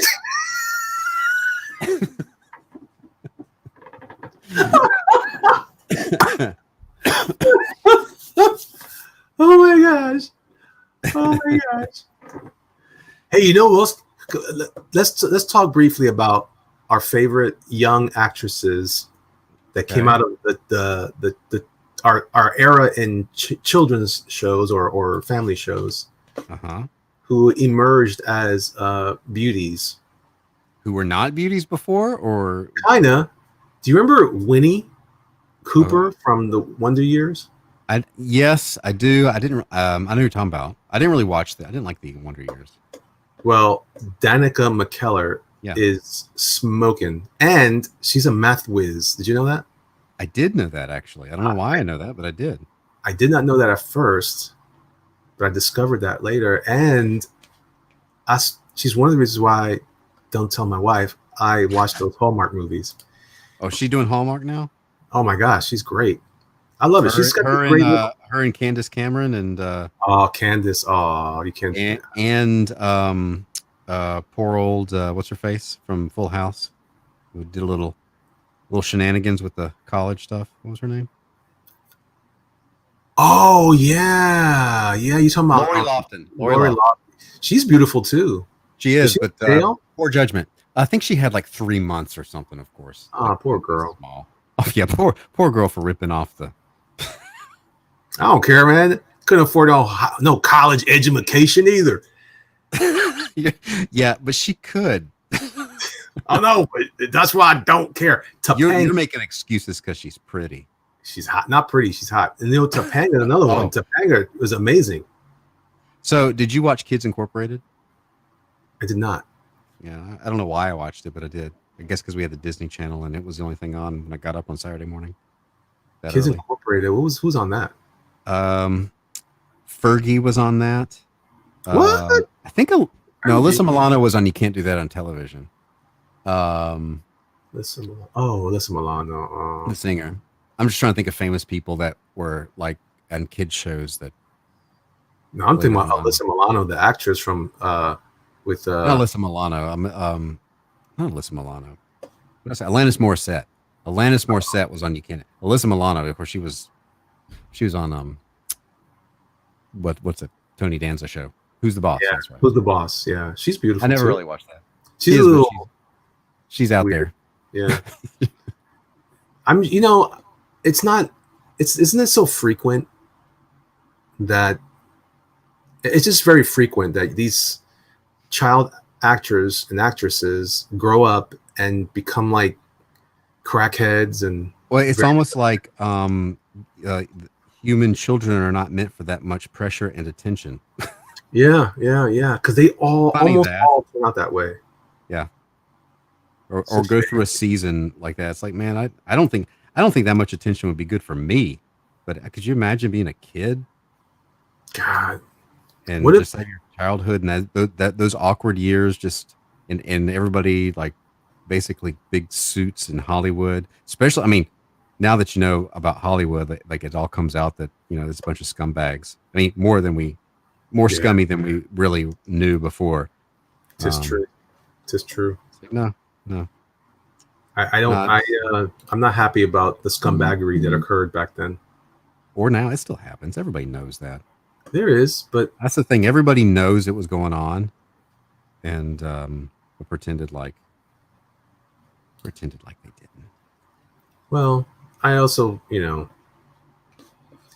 although I've never experienced such scumbaggery, nobody ever hit on me. Have you seen what Barrett Oliver looks like now? the center of Never Ending Story. Google it. I don't. What's his name? The Uh, never-ending well, that's gonna story. be in my head the rest of the day. Barrett Oliver. Oh, Macaulay Culkin. Macaulay Culkin. The funny thing about him is now he's like on. He does a podcast, but he's on like Red Letter Media sometimes with those guys, which I think is hilarious. But he's rough too, man. Yeah, he actually he is, but like he went through a thing, but it seems like he's kind of settled down and like, you know. No, I mean, I think he is better now, but he still, whatever happened to him left scars deep Sure. on his face and his head. He looks, oof, let me look him up. He's a scary dude, man. Macaulay. How do you spell like Macaulay? I don't know. Macaulay? MCC, isn't it MCC or is it MAC? Is it? MCC. That's a lot of C's. Too many C's. Why'd they do that? Is it Macaulay? I got Mitch turned my heater McConnell. off. Mitch McConnell. It's Mitch McConnell, Macaulay Culkin's long lost cuz. Macaulay, is it Macaulay? Am I saying the right? Culkin, right? Hold on. Let me get my headphones back on. I don't What like his name. Who? Is he Kulkin?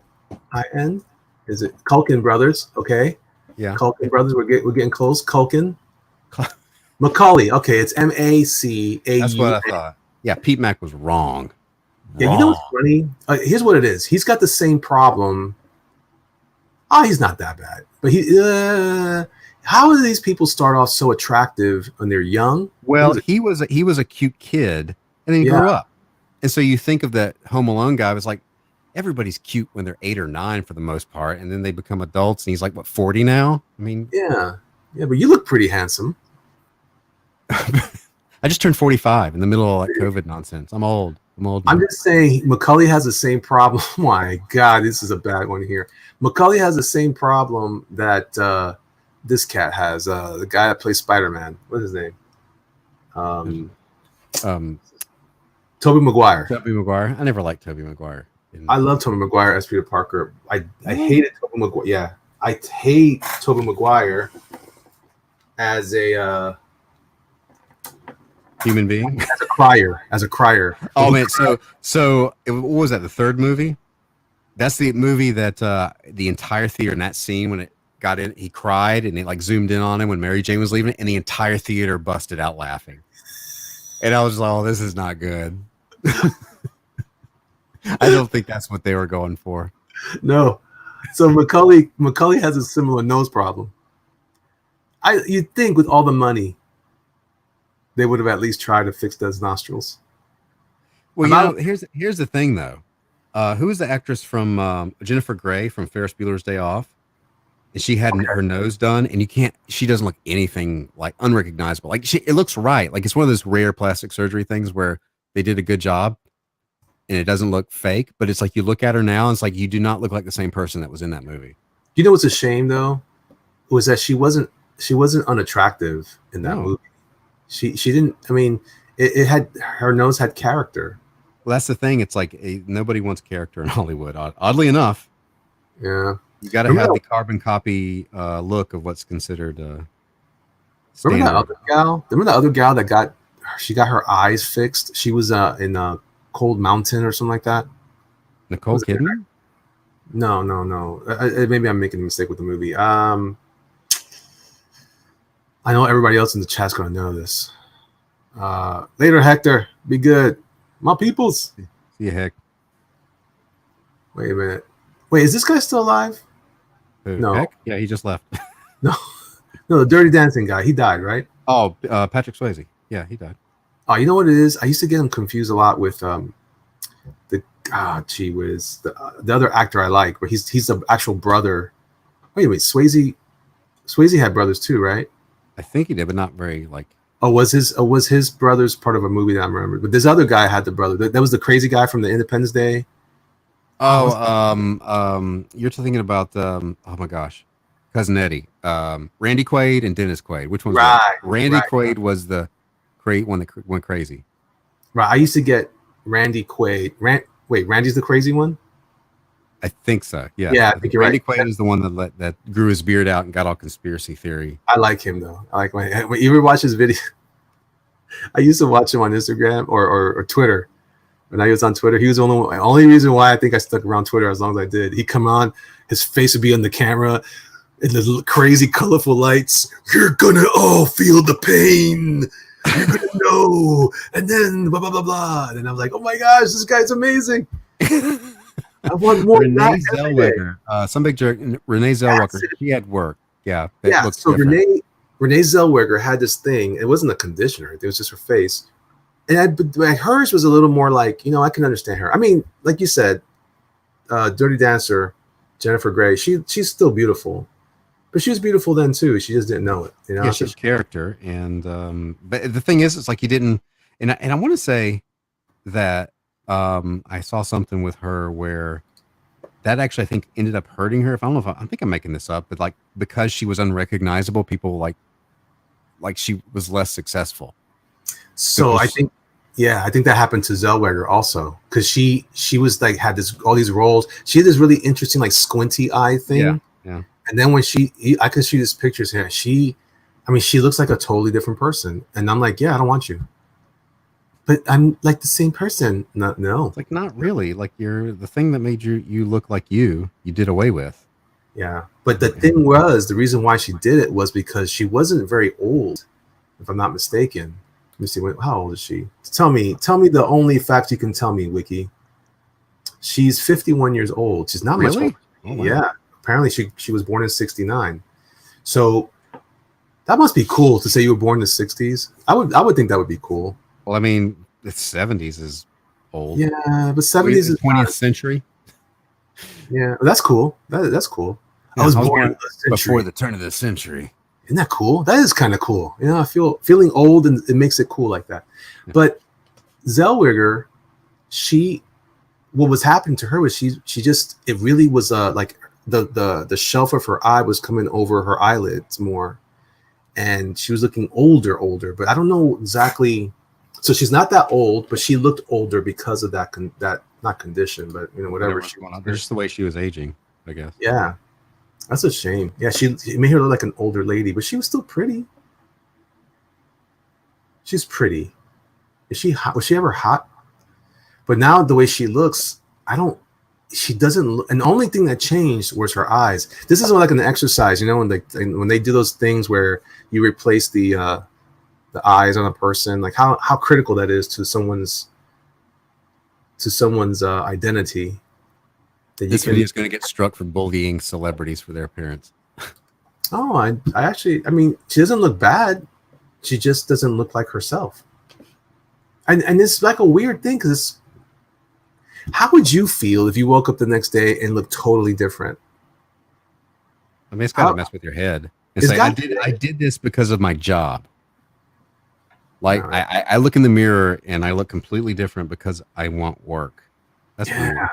That is weird. That is weird. You need to just be in an industry that's just dying, like I am. It's funny now that like the elections are over, all the commentary on all the stuff that's happening is more clownish than it used to be to me. At first, it was like, this is really serious. This is going to determine the future and the future of America. And now it's like, these people are ridiculous.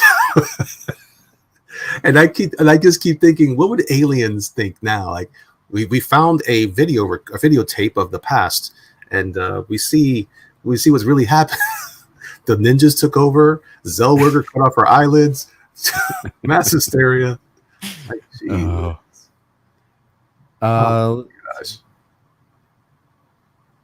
Yeah, Zellweger looks totally different. She's and like if you saw her, if you were out at a restaurant and you saw her, would you recognize her? Who? Zellweger. No, I wouldn't. In fact, well, maybe she's getting her privacy back. Maybe she's, I don't know. If people are always coming up to me, maybe I'd be like, you know what? I need to go into witness protection. Chop this off. She must have hack me up. She did. She must have had other things done too. Yeah, she had the pretty. You know what she kind of looked like a little bit. She did look a little bit like. Remember the mom on Lost Boys? Not really. You don't remember her? Gee, I'm gonna look that up now. Mom on Lost Boys.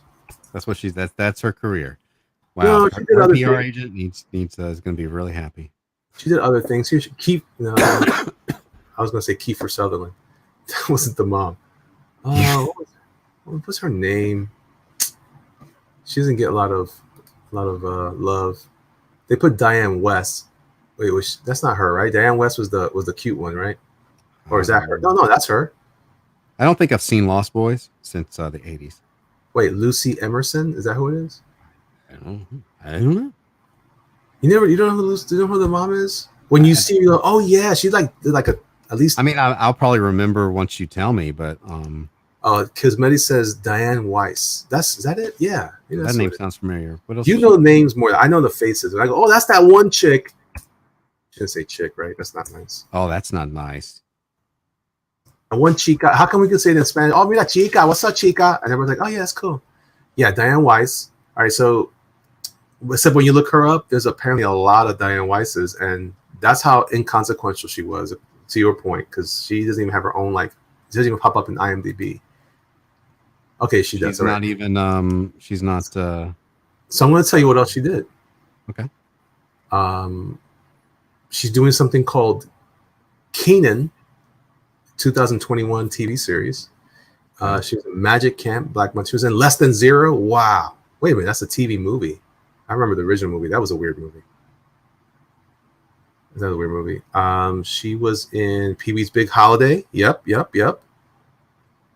Let's see. Paranormal Activity 4. Wow. Come on. She was in Total Recall, Men in Black 3. Wait, which Total Recall? I think the 2012 one. Yeah, that didn't. Not impressed. She was in something called The Protector in 2011. She was in a show called Weeds. I remember seeing ads for that show. She's in a lot of work. Malcolm in the Middle. She was a script supervisor. How? I guess she didn't really care about acting anymore. Well, a lot of actors, like, they become producers and directors and things. And I think you realize really quick, if you're an actor, that the older you get, the less roles you're going to get. And so you got to do something else if you want to stay in the business. Wait a minute. This might be the same person. This can't be the same person.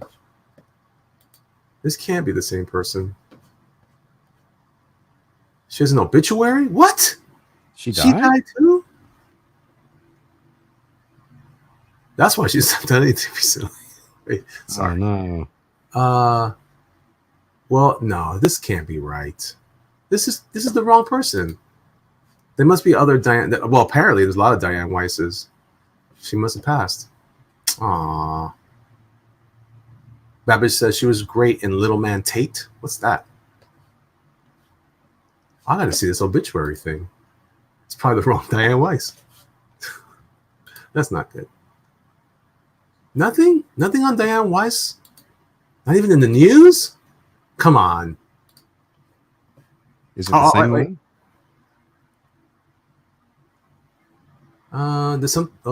Wait. This might be true. This might be something. I might have a clue. I can't believe I'm doing investigative journalism on one person nobody cares about. Oh, somebody cared. Well, Diane Weiss is in a Netflix movie, so she can't be dead. This news just came out yesterday or a day ago. All right, let's see. I got to figure this out. My mind will not rest until I solve this. Because Medi says it's Diane Weiss. Well, she pops up though of course she pops up because other people have made the same mistake I've made. And right now she's furiously dialing her PR person's number. There's these two guys on YouTube talking this about whole time. I figured out what the problem is this whole time. We need to pronounce the T at the end of my name. It was Weiss. All right, here we go. Oh, okay. Now there she is. Wait, did she die? No, she's 72 years old. And let's see what she's done in IMDb. All right, now I'm going to show you. Oh, look at her. She looks adorable. I thought so. All right, she's Let Them All Talk. Is from 2020. I Care a Lot. Okay, that was that Netflix thing. Life in Pieces, The Mule Sisters. Let me see. Let's find something. Oh, she was on Blacklist. Oh, she was on Blacklist. I gotta see that. She was a judge on Blacklist. You watch Blacklist? No, I remember Blacklist from all the ads at Comic-Con that year. That was a good show. I didn't finish it, but the first few seasons I did really enjoy. Let's see here. She was in LA Law and Order, rather. Quite a few episodes of Law and Order. She was in the 10th Kingdom. She was the evil queen. Oh, but who wasn't in the 10th Kingdom? I think you and me were in the 10th Kingdom. I don't even know what that is. I'm just saying words. Well, hold on. We got this. How about this? The Horse Whisperer. Remember that? Yeah, I remember the name. I didn't see it. That's a 90s movie. She was in Robots. Oh, remember that great movie, Robots? I remember Roboz. She was Mrs. Copperbottom. What are you talking about? What, Roboz from Riptide back in the 80s? No. Yeah, that's it. Let me see. Okay. I'm going to start from her first appearance here. I saw her in. Well, that's not. I saw her before. She did a lot of small things. Let's see. She did Zalman, The Menace of God. She did great performances. It's My Turn. I'm Dancing as Fast as I Can. She's been around since 75. She's been acting. She was in Footloose. Footloose. I think she was the mom on Footloose. Yep. My sketchbook says that. The mom from Footloose, Diane Weist. I'm going to pronounce her name clearly and articulately. Are we sure it's not Wist? No. I'm not sure. But I'm going to say Weist. Okay, so she was in The Lost Boys. And then after that, she was in Parenthood.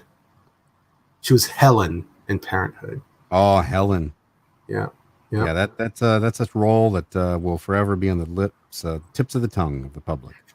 Anyway, Helen, so I have done my part. Also, she was in I Am Sam. Never saw that either. There's a lot of movies she did. There's apparently a lot of movies I've never seen, because I've never seen any of these. I think I heard about a couple. There are a lot of movies. Most of which I have never seen.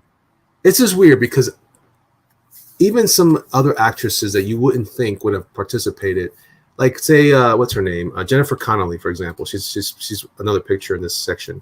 Jennifer, as beautiful as she is and as wonderful of an actress as she is, say Natalie Portman's on the same list. They are in the same category of female actresses, and they're like real serious roles and do a lot of emotional things. Man, but she's done a lot of weird ones, like The Hulk. Connelly was also in that one with the cyborg girl, the CG cyborg girl. What's that? Just came out. Oh, Alita, Battle Angel. Yeah. Alita. She was the villainess there. I was like, man, she's done a lot of stuff. Natalie Portman's coming back to be Thor. Oh, that's right. They're doing I that. won't see that. I don't care about that. But Kate Winslet, what else has she done? Other than Titanic? See? Yeah. What do you know? Nothing, right? Nothing. I don't know. How about Hilary Swank with her horse face? Wait, what? Oh, horse face. She's pretty though. She's pretty, as horses go. I thought that was always Sarah Jessica Parker. I know. I got them confused as well too. How about Charlize Theron? I think isn't she unrecognizable now? Maybe. She does a lot of weird movies too. Doesn't she don't you usually confuse? I do. I confuse her a lot with the girl from Basic Instinct. What's her name? Sharon Stone? No, who was in Basic Instinct? Sharon Stone. Oh. I think I see the problem. Exactly. Now Rachel Sharon Weisz. Stone was also in the original Total Recall. She was his fake wife. Some big jerk says Swank had it modified to be a mule face. She downgraded. It was good for her. She made a good move. Sharon Stone. Yeah. Sharon Stone and Charlize Theron, they seem like the same people. I never thought that. In my head, they are. How about Monica Bellucci? Was she a soap opera person? No, what? I don't know. Who is that? She's the Italian actress. She was the Persephone in The Matrix. She was the she was with the, I don't know, whatever her name was. Is she Persephone? I think it was Persephone. She played in one of the last Bond movies. It was a weird like what's his name? The blonde bomb was making out with her when her husband, some Italian mobster, had died. Sorry, I just got a text from my mom. It says there's a possum in my front yard. Are they afraid of me? Maybe. If you've got a rifle. So Rachel Weisz was another one.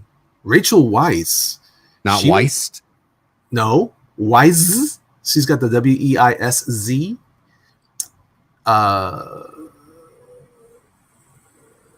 Oh, this is interesting. She was born in London. Oh, who wasn't? In 1970. Oh, she's only a few years older than me. To Edith Ruth, a psychoanalyst, and George Weiss, an inventor. Anyway, what did he invent? Well, they invented her. She was the lady. Well, then I'm an inventor. We're all inventors. Well, not all. It's getting scared lately. But she was the girl from The Mummy. And okay. The original Mummy? The original Mummy. Okay. And she was the smoking one in Constantine. I love her in Constantine. She played 2 parts. She was twins. Julianne Moore looks like a crazy old lady. Ava Green is attractive. I like her. She was also in Bond. She was in the first movie in Casino Royale. Uma Thurman. What's your hot take on Uma Thurman? I've never been a huge Uma Thurman fan. I don't know. How did they make her look so lovely in that Baron Munchausen? Is that the name of the movie? Munchheimer? Munchausen? Whatever. Baron Munchausen? Munchausen? I know the name, but I don't know. That was that one. She played Venus de Milo. She was the statue. She was like, she had the miss. I think she was like the original in the story, you know. Mm-hmm. Anyway, she was beautiful in that movie. Then everything else, she was kind of attractive in Kill Bill. She looks like a normal person. Kind of. Well, she is a human being. Well, I mean, you know, it's like you see, as far as Hollywood goes, and the glamour and all that, she just looks like an average person. That's true. So does Amy Adams. I thought she was. That's the thing that. I can't remember. It was one of my old Transformer editors, and was talking to. I can't remember what the context of the conversation was, but they're talking about movies, like, for example, like Buffy the Vampire Slayer, right? Mm-hmm. So in that show, Xander, for example, is like the nerd, like kind of outcast stuff. But all these people in these shows that are typically nerds and stuff in real life would be like the most beautiful people you'd ever like at your school. And they're like, "Oh, this is the dorky one." It's like, really? Yeah. I was a dorky one also, and now Speaking of that, me and Chris saw him get arrested in Myrtle Beach. Oh yeah? Did I ever tell you that story? No. So Nicholas Brendan did Xander from Buffy, and he was at the show at Myrtle Beach, and me and Chris were down there, and we were rooming with a friend of ours, and we were talking about him being there. So, oh yeah, Xander's here, and our friend goes, I think he's been arrested a few times, and he pulled it up on his phone and he goes, oh yeah, and we looked at it, and it was like he's arrested for drunk and disorderly and all this stuff at different conventions while he's at a show, not at the show, but like around the shows, and so we're like, oh, that's weird. So that night, me and Chris come in from dinner, walk into the hotel bar, and there he is, and he's arguing with the guy who runs the bar, and they're back and forth, and finally they lead him out, and I go to bed, and I wake up the next morning like, I'm curious, and I pull up my phone, and it's like, Nicholas Brendan arrested at Myrtle Beach Convention. I'm like, I was there, I saw that, and the next night he's back at the bar. I'm like, oh, yeah. He looks strung out, like he was just like, oh, so me and Chris still call this doing the Nicky. Because he like had snot coming from his nose, and he wiped it off and shakes it off, and like, oh my god, that is now called doing the Nicky. And if you're in proximity, laugh at that, but that's one of my celebrity stories that I what would you do if a celebrity snotted like that on you? What would you do? It wouldn't be a celebrity; it would be some dude. At that point in time, that is not a celebrity. That's some dude snot nomming. We're gonna have words. That's like I told you that the story about speaking of Buffy, But the movie, not the show. Who's Right, Buffy in that? Christy Swanson. Ever tell me a Christy Swanson story? No, tell me about her. Let's see. Let me look her up. Can I say this stuff? Can I tell these stories online? You are now. Let's do it. All right. So, hey, this is anecdotal. This is just what I saw. So Yeah. she was this was at MegaCon, I believe. Oh, And wow. but it was at the hotel bar, and I'm hanging out with some friends, and she's at the bar drinking, and she's obviously drunk. And Nice. there was a guy there who we later learned was we think his job was to act as a buffer so she wouldn't, like, no guys would really mess with her or try to take her back to her room or whatever. That's our theory. He was somebody looked him up. He was like this fashion designer in Hollywood. But anyway, he was with her. But she was surrounded by all these like mid 50-year-old guys. And this was probably 10 years ago or so, maybe even longer than that. But she was at the actual bar, and we're all at a table. We're just all hanging out, and we're watching this. You know, all these old guys. Back then, I was, I guess, in my 30s, so they're like 20 years older than me, and they're all around her, and we're just kind of watching the spectacle. And so I had to get up and go to the bathroom. So I got up, and at any time anybody from our table or any other table walked by, and it was a guy, that whole group would kind of close ranks, like they're no, this is our group. We're all hitting on her or whatever. And I'm just like, just go to the bathroom, settle down. And so at one point, a guy from our table had to go out and make a phone call. And right when he got up, he went out like out front, like walked around and went out in the little driveway, not outside of the lobby outside. Yeah. So he goes and makes his phone call. And she got up at the same time, went outside, I guess, to smoke. She said she went out to smoke a cigarette. And he came back in a few minutes later, and he goes, and then she came back in, and he goes, I don't know what just happened. He said she came up, like he was on the phone, and she came up, and this is his story to us, right? He says she came up and was like, hey, and she's drunk, and she's like, hey, and he's like, yeah. She's like, hey, how's your conversation? She having a good conversation? He's like, yeah. And she goes, and scene. He's like, did you just not drunk monologue me out front of this hotel? That was my story.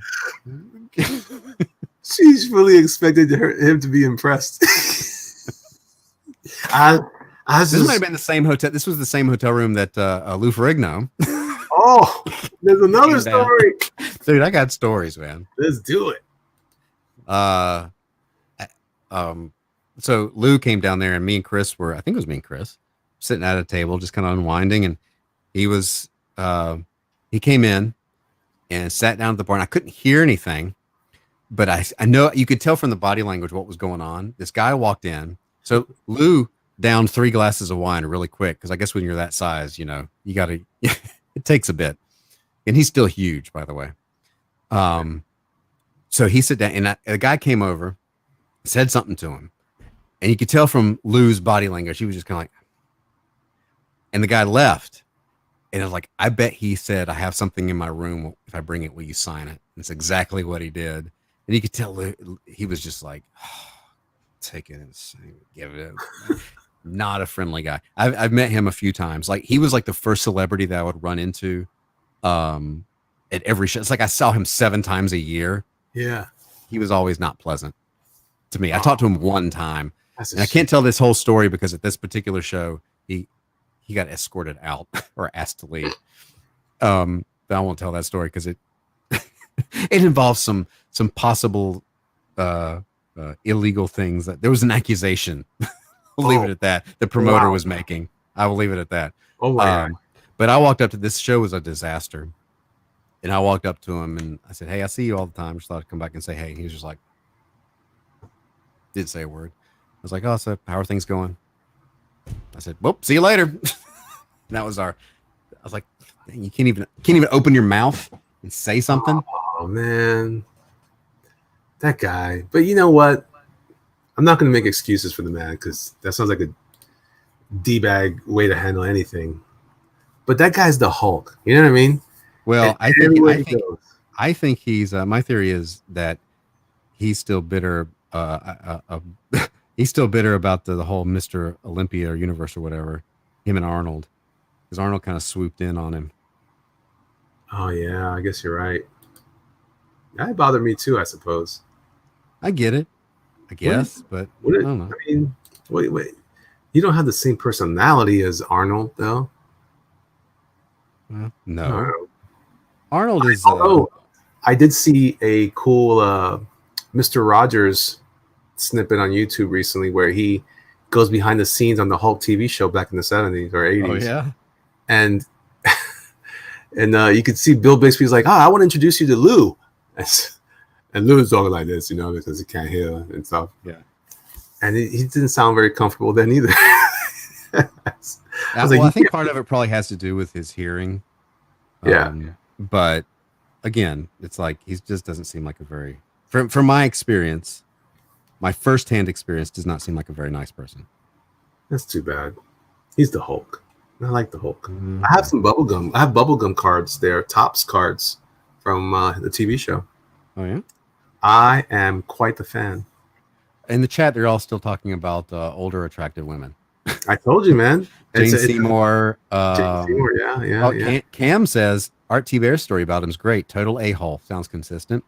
Helen Mirren, Jane Seymour. Who's Helen Mirren? British actors. Look her up. Babbage. Do all Brian's celebrity stories revolve around Buffy the Vampire? No. See, I just told Lou Ferrigno one.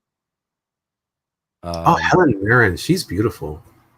For an older lady, man, she's beautiful. I saw her in she did a weird movie one time where she was topless or something. It was just odd. I was like, what? Well, she was beautiful back then. She was in the movie Red. You ever see Red? I did not see Red. You didn't see Red with Bruce Willis? That's probably one of the last great Bruce Willis movies. Wasn't that that movie? Didn't Cully Hamner have something to do with that? Yeah. It was a comic book. That was his comic, right? Yeah, it's cool, man. It's fun. It's a fun movie. There's two of them. They're both as good. It's got John Malkovich is crazy in there, and Helen Mirren plays in it. They're all old spies. They're all retired. I think Morgan Freeman's in it too. Oh, it's good stuff.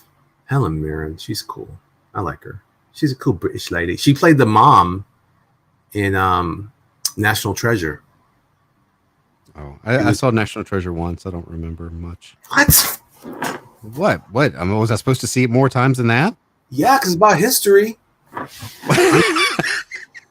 I stand corrected. I'm ignorant of history because I didn't see National Treasure. No, I'm saying that it's about history, and you should watch more movies that celebrate such honor. Yeah, because I don't know anything about history.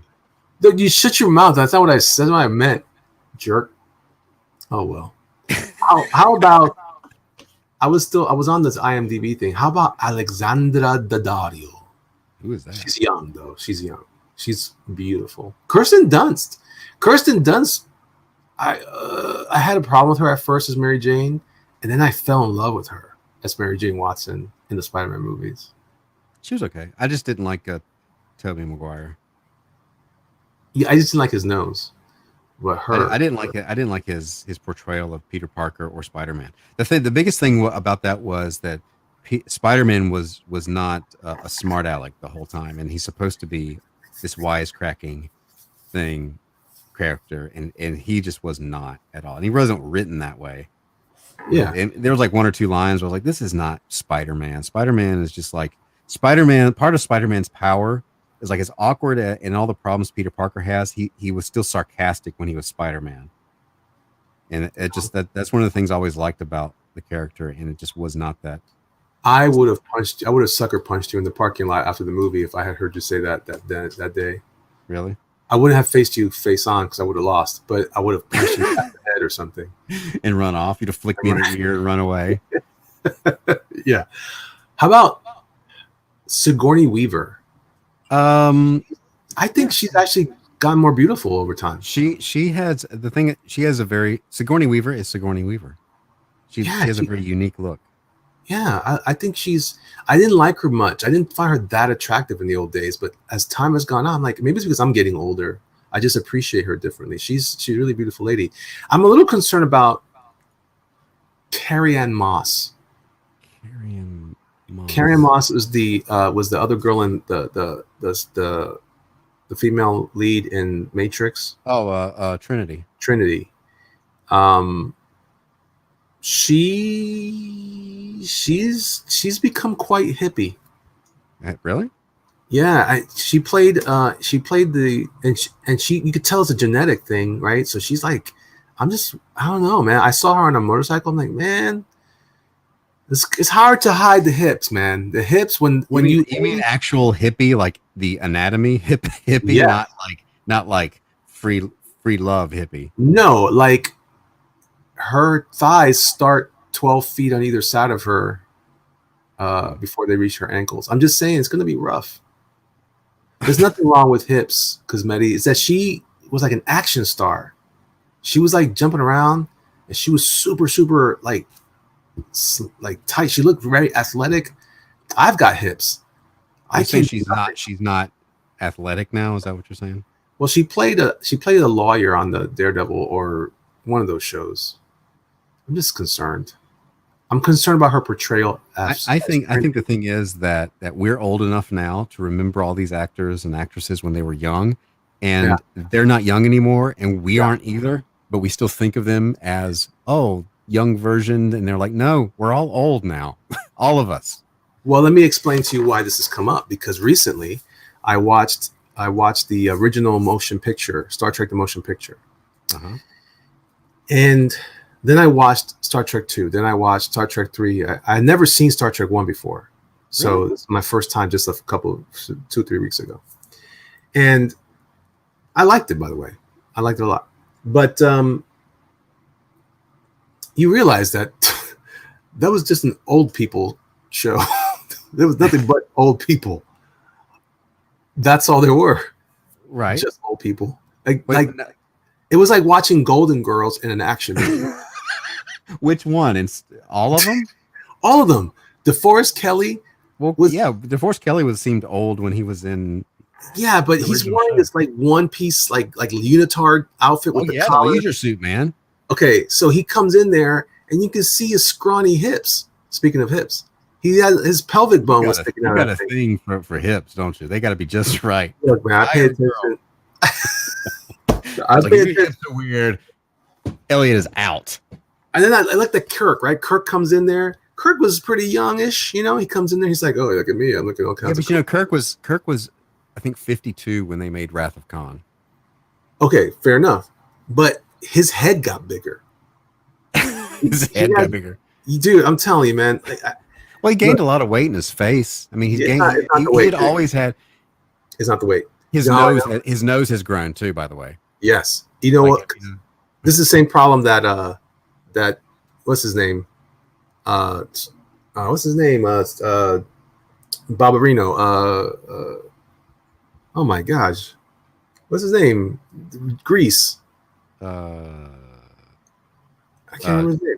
John Travolta? John Travolta. He's got this. I call it John Travolta disease. His head got so big. It enlarged. It's Modakian disease. He's just this giant head with legs. And then, you see him in Greece, and then Welcome Back, Kotter. He had a nice, smooth, slim head. Dance Fever. He's dancing with the fever. He's got the good-shaped head. He gets older. The whole thing is like 12 sizes bigger. The same thing happened to Shatner. It didn't happen to Nimoy. Nimoy's head stayed slim.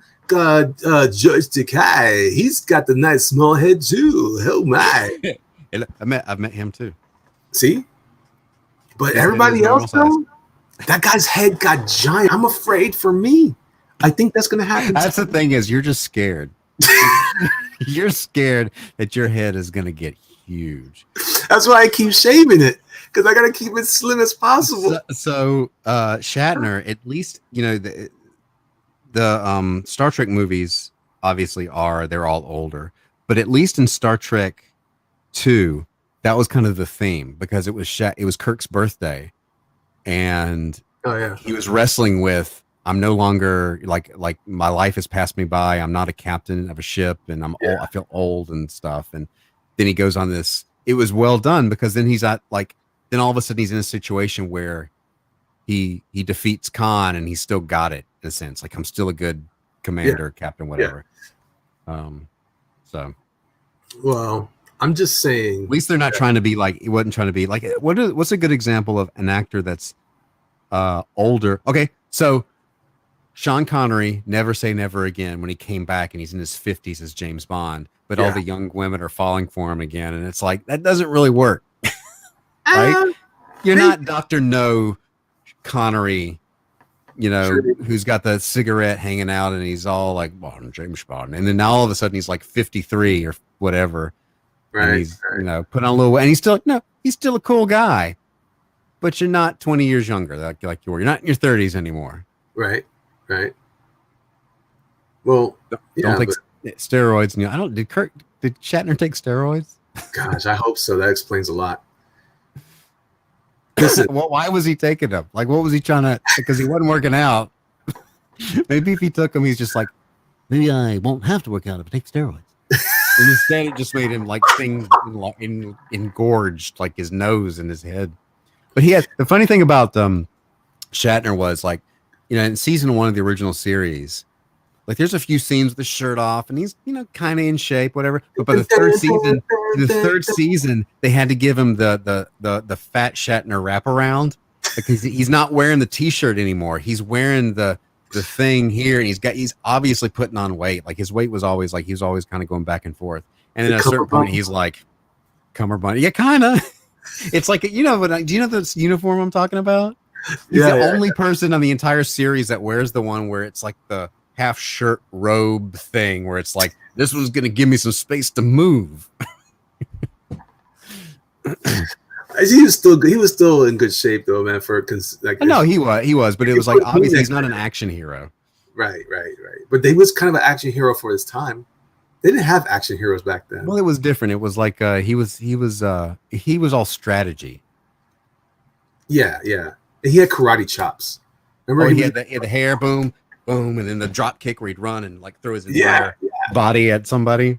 Dude, that was awesome. That's awesome Cap stuff right there, man. That's Captain Kirk, baby. Got kirked. He got kirked. If you got the double barrel swamp kick, that was a Kirk. I just like the boom and then the ear thing that you do the ear. Yeah. It was a lot of like martial arts strategy stuff. You could see that. Not Arnold. Arnold gives you the the action hero was a big thing though. Like there really wasn't action heroes in those movies, right? They weren't that physical. Like you had like a lot of gun shooters. You know, the guys would just wear cowboy hats. Somebody I see Tressel mentioned John Wayne. That John Wayne had that thing, but John Wayne had that big head disease too. Cosmetti says Shatner is the love of my life. I like Shatner. I'm just saying he was the only one that had the wraparound. I like that scene. First of all, I'm going to say this. A lot of people hate it. I actually enjoyed those costumes, the uniforms in the first Star Trek. The one that had the belt that made no sense because it was like in the shirt. Yeah, I love those things because they kept the uniform. Shatner's wearing the short sleeve with his hairy gorilla arms. Look, I'm just saying, when you see those dudes come off the Navy ship and they're wearing a tight uniform, like that thing looks good, man. It looks super sharp and boom. The funny thing about Star Trek is that it was like the original series, they were like uniform but comfortable. And then in the first one, it was like those uniforms breathed. They were comfortable. And then all of a sudden, Starfleet went to like double-breasted thing and like, we're on duty, wool turtleneck double thing. And Shatner's like, drip. I know at this time too. Like he undoes the flap to be a little more comfortable. But you still I can't think. Rip. It's really hot in here. Let me get my chest vent open. It's just like one layer of wool and then another layer of wool. It's like, wow, you're really breathing there, aren't you? He had the puffy turtleneck thing. It looked like he was wearing a bunch of like powdered donuts around his neck. Well, that was that was the uniform. It's like they went from breathability and then, but those visually those uniforms look really good. Like I really like them. And then you get to the first season of Next Generation, and it's like the how much difference a collar makes, because that first season when the collar was all low, and you're like, that just looks kind of weird, like almost sleazy. And then like that second season, the collar came up, and you're like, oh, there we go. Now it's a uniform. Yeah. But remember when Kirk pops the collar on that when he's wearing the coat? because he Oh had yeah, he's the only one that popped the collar in Star Trek 2. He's the only one that ripped the thing so that when he's walking around, you can tell it's him because he's got the white showing. And then when they beam to this thing, he's like, pop. Oh my gosh, it was great, dude. Well, he's so awesome. He's so awesome. He's probably in his contract. He's like, if I'm wearing this, I want to open this and pop the collar. He's like Elvis and James Dean at one time. We've got to stop you, cunt. And then it looks like, though, doesn't it look like they went back to the original uniform in Next Generation? Kinda. Yeah, they were going back for something more. Well, It you know, was those more- actors were not going to wear a formal uniform day after day on that set. Dude, look No at this. way. They're clearly wearing unitards. And They to are make wearing unitards. Kinda. I mean, you still have to do the Picard. Yeah, true. But they also have long sleeves. That made them look like Kirk looked comfortable. Kirk looked comfortable when he had that white shirt, the white uniform on. I don't know what that rank was, but he wore the white uniform. He was an admiral. No, that was it in his in the motion picture. Yeah, he was an admiral. He was an admiral until he got demoted in Star Trek 4. That's right.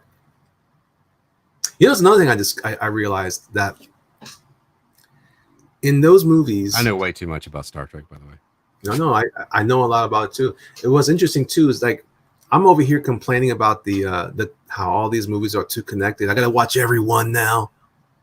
Mm-hmm. Well, I guess, yeah. I mean, at least Marvel has too many movies, I think. But anyway, but this one though, it didn't occur to me that was just one giant 6 to 12 hour movie. What, Star Trek? The Star Trek one from motion picture. Kirk comes back in. By the way, Decker was a jerk. In real life? I want to do one of those, like, F asterisk, the other things. Decker, I hated that guy. Well, no, in real life, he was worse. He was also like a child thing or something. Yeah. But so you could actually do away with the first movie because it's kind of standalone. I mean, they all come back, but Star Trek 2 all the way through at least 4 is one movie. Yeah, but you need Star Trek 1 to establish that he's now an admiral. Okay, yeah, I got that. Yeah. And by the way, it had only been 2 years since he was commanding a starship. And now he's an admiral? He got promoted. He got promoted and put on a desk job. Yeah, but that's a big time jump from captain to admiral, isn't it? No, it's the next thing up, I guess, in Starfleet. I guess there used to be Commodore in the original show. Oh, they did away with that, and then it was like captain to admiral. Maybe that's what it is. All right, so fair enough. So he's admiral, right? Mm-hmm. He gets the promotion, and he's away for a while. So after Star Trek 1, and they talked to V'ger, which, how dumb was that machine that it couldn't figure out its own name? Like you couldn't figure out. It was covered up, Elliot. Yeah, with space dust. Like, what does that mean? That's stupid. Anyway, the alien computers that upgraded him. Yeah, basically, you realize that V'ger is basically Nomad from the original series. It's the same thing. It's the same premise. Do you remember Nomad? No, I don't. So there was an episode called The Changeling where, again, this is the nerdiest stream I've ever done on here. So the Changeling was a space probe that crashed into an alien probe and became this super powered thing that was, instead of looking for new life, was looking for perfect life, and it was sterilizing entire solar systems and whatever. But that's essentially what V'ger is. It got combined with, like, aliens found Earth tech and upgraded it. It's the exact same premise. Okay. All right. See, I didn't know that. But did you know though that Star Trek 1 was the pilot script concept for the next volume? Yeah, I knew that was supposed to be like part of, they were going to do a thing, and they never did. Decker was supposed to be the new captain. Ugh. And then the bald head girl was supposed to be like his Spock. Ilea. Yeah, Ilea on their next mission, right? So then what happens is that show gets scrapped, and they decide to use that as the script. And apparently, so I'm always one of the kind of guys that says, you know what, if you really work hard, you don't have to be a super fan of something just to make a movie or to do something. You just got to be smart enough to learn the material. Except in that case, that guy knew nothing about Star Trek, that director. and he was relying on his kids. In the first one. Yeah, he didn't know anything about it. Nimoy wasn't even involved. Then Nimoy didn't want to be involved because that guy didn't know what he was talking about. It was a lot of like crazy stuff that was going on that show, on that movie. So finally, they make the movies, and then you end up with him coming back again. And by the way, this is when you learn about the Kobayashi Maru and how he cheated it. In Star Trek 2. You're talking about Star Trek 2. Right. In Star Trek 2, the director was like, he basically, like, it's the only movie that tells you what century it happens in, because his philosophy was, I need to make this for my dad, and my dad doesn't know anything about Star Trek, which is why they explain everything. Yeah. Well, so here's the thing. If you don't have Star Trek 1, I guess to your point, you can just assume that Spock just hung out in Starfleet, but he doesn't. He goes back and becomes this like Vulcan hippie guy trying to lose his emotions, and you only get that out of Star Trek 1. Yeah, that's true. So here's my thing, though. You go in Star Trek 2, he defeats Khan. By the way, can you not love Khan's overacting? Ricardo Montalban was great. Oh my gosh, he goes over to the thing and he goes, he shakes his head when he's trying to reach over to turn on the Genesis capsule, and his hair shakes because it has so much hairspray. Oh, it's so good. And so then you have that. You can't get away. You lose Spock. And by the way, to that uniform comment, I liked how Spock gets up and he tightens his uniform. He does a little Picard thing. It almost breaks my heart because I love that kind of old military stuff. Like, oh, that was so cool. So he does it, dies, and then they come back for him in Star Trek 3. Star Trek 3, I remember always thinking it was bad, but it wasn't that bad. It just was. It was like a long episode. It didn't. I like Star Trek 3. I had Star Trek 3 was the one I watched most as a kid because I had recorded it from TV or something. So I watched it a lot. And incidentally, also Superman 3, because it's the one I had with Richard Pryor. Yeah. I watched that one a bunch.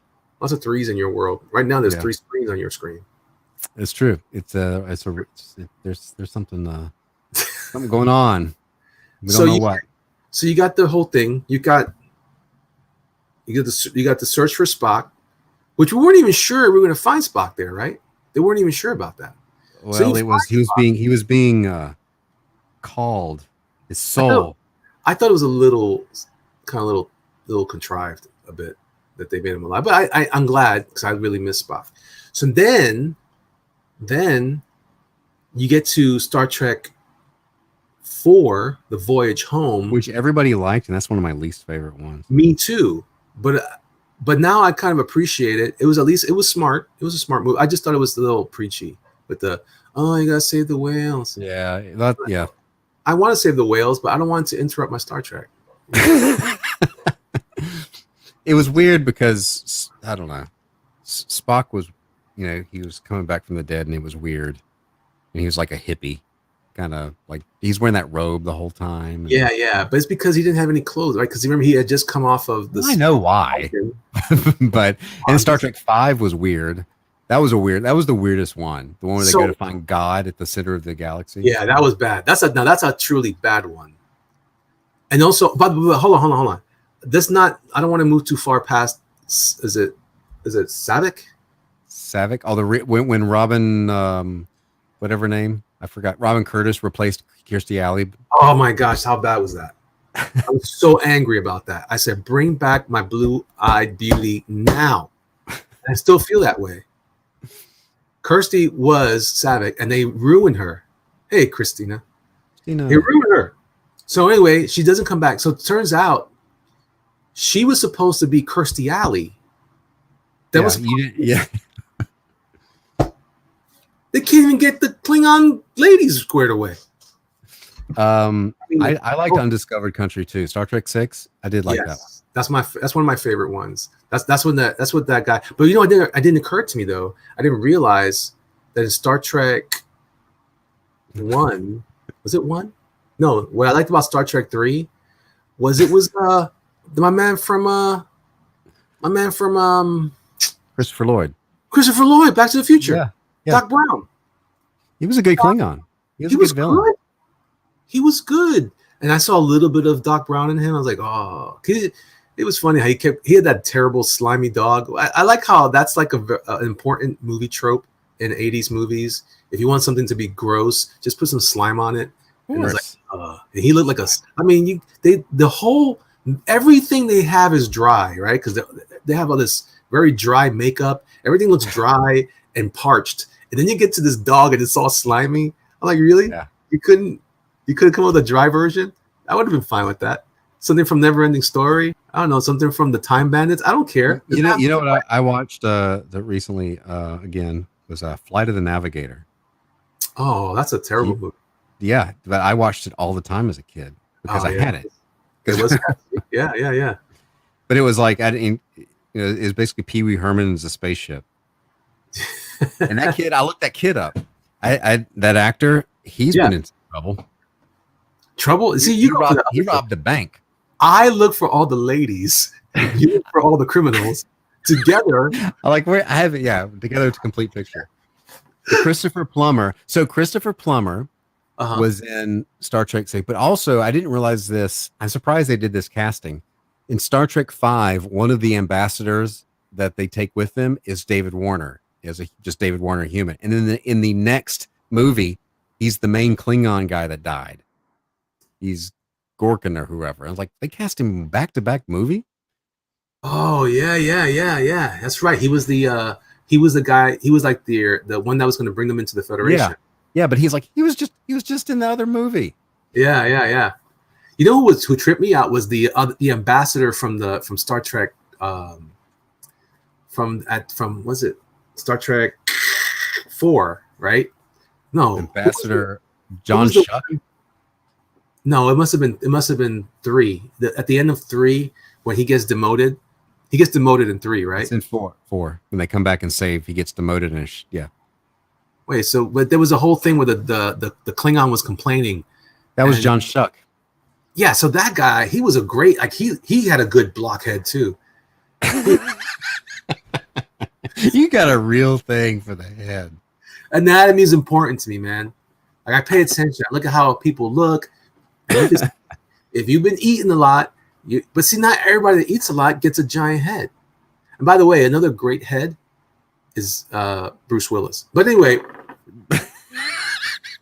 and why don't the women end up with giant heads? Why is it always guys with giant heads? I don't have answers for you. I don't know what the. I do know that the ears continue growing, so I appreciate that. I mean, I can't help it. I think there should be more ear surgery though, because that looks disgusting when people get the giant ear. Listen, though, here's the thing.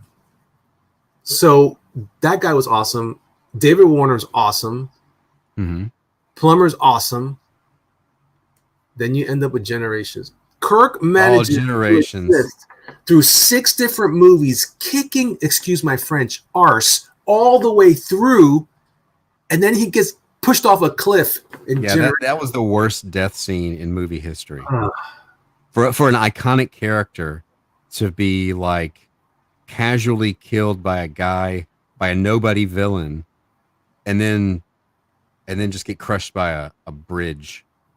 And it was like, this is stupid. That movie was bad, man. I hate that movie. Although I was excited to see it because Captain Kirk was back. I'm not a big fan of Next Generation though. I tried watching it. I watched it for a little while back in the a couple of I don't know. I can't even be sure how many episodes I actually saw. And I thought I liked it for a split second, and then I liked Worf a lot. I liked the idea of the Klingon on the ship. I thought that was it was unique, and I was kind of, am I conflicting here?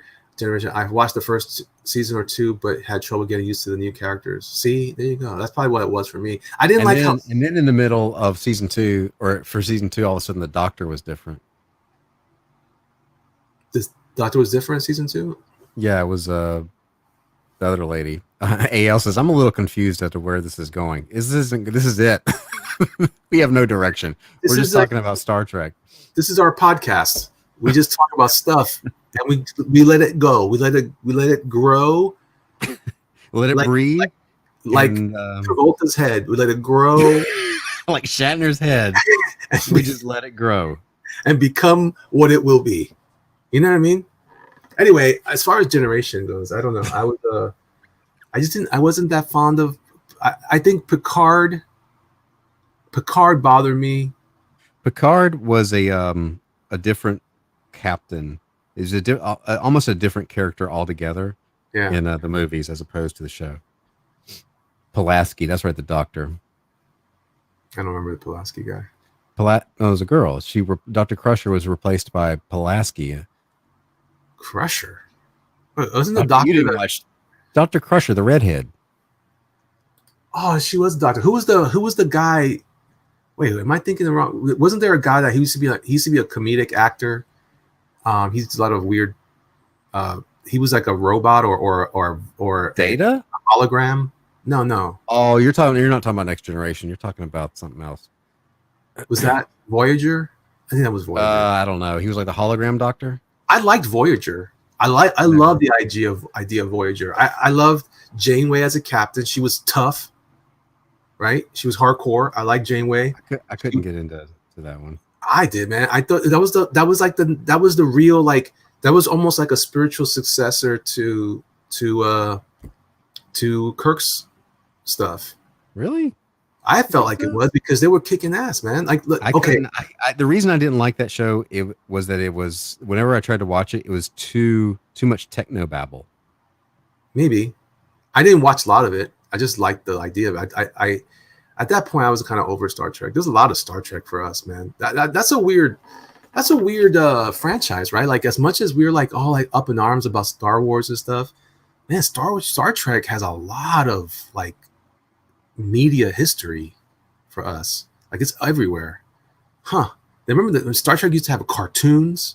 Oh yeah, the Star Trek like in between the movie and the original series was the animated series. I used to watch that. It had the original actors, most of them at least. Yeah. Oh, so I got to show you this. I've shared this like once before. Oh, I got it right here. Hang on. So you see, guys, Mr. Josh Shin says, I like Deep Space Nine the best. I didn't like Deep Space Nine. This is the weirdest Star Trek thing I have. Okay. I don't remember if you were on here. Let me make my screen bigger so you can see. Yeah, please do. Right, this is a record. Oh, and this is clearly there are no credits, but this is clearly Neil Adams and John Buscema. Oh yeah. So it's the comic thing. But here's the weirdest thing. Where is it? This black guy is Mr. Sulu, and Uhura is this white blonde girl. That is the weirdest thing. Oh, that's perfect. They and I don't think who else is on here is I don't even think Chekhov is on here. But it's like, why did they do that? And everybody's wearing blue shirts. That's wrong. They're all science officers. Look at this is clearly, look, that's Conan. Obviously, that is a John Buscema Conan. Yeah. And then Neil Adams is maybe the entire. Actually, oh, look, there's I missed records. I have the Batman one of those. There it is, right there. Yeah, mine's all beat up though. Mine didn't last as long as yours. This is I'm trying to figure out. Is it all Buscema? When did you get that? Oh, this when I was a kid. We had this at 1976. This is the same age as me. No, we had this as a kid. This is the original. You still have your original one? This is it. Yeah, mine looks like I dragged it through the desert and. Oh, so the record. The record would still play too, man. Mine will play, but my poor comic is all the covers all. I used to read that all the time. I played it over and over. Did you have this one? No, I have the Batman one. The Batman one I have is him. Stuff. He fights Grodd, the super gorilla, and then on the other side, he teams up with the ghost of Sherlock Holmes. But I like yours. Nice. Yeah, it was great. So I think the interior. Okay, yes, the Time Stealer is Buscema, and this is Neil Adams. And the cover is clearly that is so Neil Adams right there. He's drawing this thinking about how the Earth is expanding and how everybody else sucks, and he's responsible for everybody's job. This is all the things he was thinking about while he was. Yeah, it is. Dude, that's awesome, man! I'm telling you that. How about on that Saturday mornings channel, or I don't know what you call it, the thing on Instagram? They have they were playing some of the old Mego Brian's a big. Yeah, clearly. After After all this, I just got out of this. I don't know anything about Star Trek. he just pulled, he's naming all kinds of trivia. I'm like looking at this and being like, no names on this, but I can tell you the artist is fake. You're fake. What's on the record? The record is the audio of these comics, so you follow along with what's going on. I don't have a record player right now that works. I need to get one because I've got a whole thing of I got a thing over there that I got from my mom's, all my old storybook records. Oh, those are cool.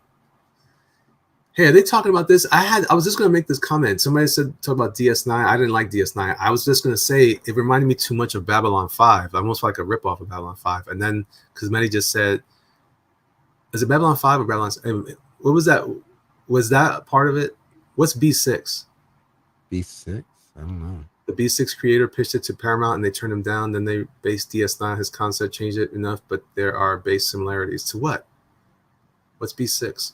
I don't know. I never watched Babylon 5. Oh, Cam is correcting me. B5 and DS9 are not the same. I just felt like they were. Babylon 5. Babylon 5 was that show about it was a space station. I don't like that. That was boring to me. I never watched it. It was real political, and there was a lot of aliens talking to each other, talking. It's like, and then what were they doing? There was a lot of like, oh, somebody stole my jewelry, could start a war. No, man, I liked it when you would go to to the planet side and you would like encounter new worlds, new life forms, new civilizations. I love boldly going with No Man's Sky. I didn't like boldly staying where I was. I didn't like that. That's what Babylon was like, and that's what DS9 was like. I liked the captain on DS9. Was that Cisco? Cisco, yeah. Was it Cisco? Yeah, Cisco. I never got into any other Star Trek show other than the original series and Next Generation. I like original series better. Yeah, it's my favorite original series. And then I do like I said, I do like Voyager because I did like Chakotay, and I liked him a lot, even though he was a weird character. I didn't watch enough of it though. I think he was. Some people hate him. I thought it was cool, but Cisco's the best captain, says Cam. But the problem was he didn't do anything. He just talked cool. He's a captain of a space station. Like how it's like if you're a captain of a space station, I don't care how cool you are. Why don't you have a ship and go places? That's what I'm talking about. If you're stuck on that's like I'm the captain of this bar. Well, it's like I'm a captain of this resort, or this train station. It's like everybody else is out there on the ship fighting and doing stuff. It's like, okay, Captain Kirk, you're going to go on this 5-year mission.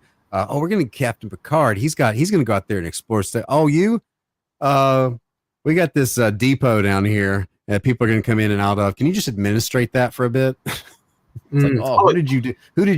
Whose admiral's daughter did you date? That just means you're like if you're that cool and you took that job, you really weren't that cool. You were just kind of like I'm ready to retire. He was ready to retire, Cap. Yeah, he was. He's like, when do I get to be admiral and go But home? I forgot about this. There's another reason why I liked Voyager, because of 7 of 9. Somebody just mentioned in the chat. Who mentioned that? Who? I'm gonna give you proper credit for reminding me. Who said that? Yeah, Candy. 7 of 9. Yes, she was the Borg. Which that was one of the coolest things that came out of Next Generation was the Borg. Didn't that come out? That was there from the very beginning of Next Generation. I think so. Like that because Q sent them way out in the middle of nowhere. Cam's trying to challenge me. Oh my gosh, Elliot, you are nuts. Cisco ran a whole war. From where? His office bathroom? Please. All right, so my wife is texting me. It's 1:30. I'm gonna have to cut the stream off here in a minute. Yeah, I gotta need something. I gotta get some lunch too. But anyway, here's the Star Trek talk over the gunship Thunderpunch space scene. Yeah, see, that's why it reminded me of Star Trek. It was feeling good. Looks good, man. So, all right. Any final words, Elliot?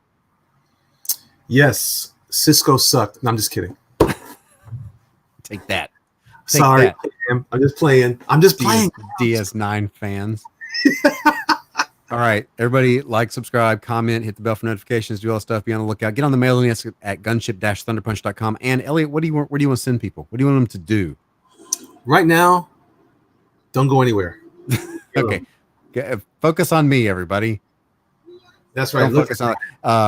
But me and Elliot, on the 6th, we're going to be in South Carolina. Oh, Yeah, send me that. Give me that hotel info. All right, bye, everybody. Be good. Now you here?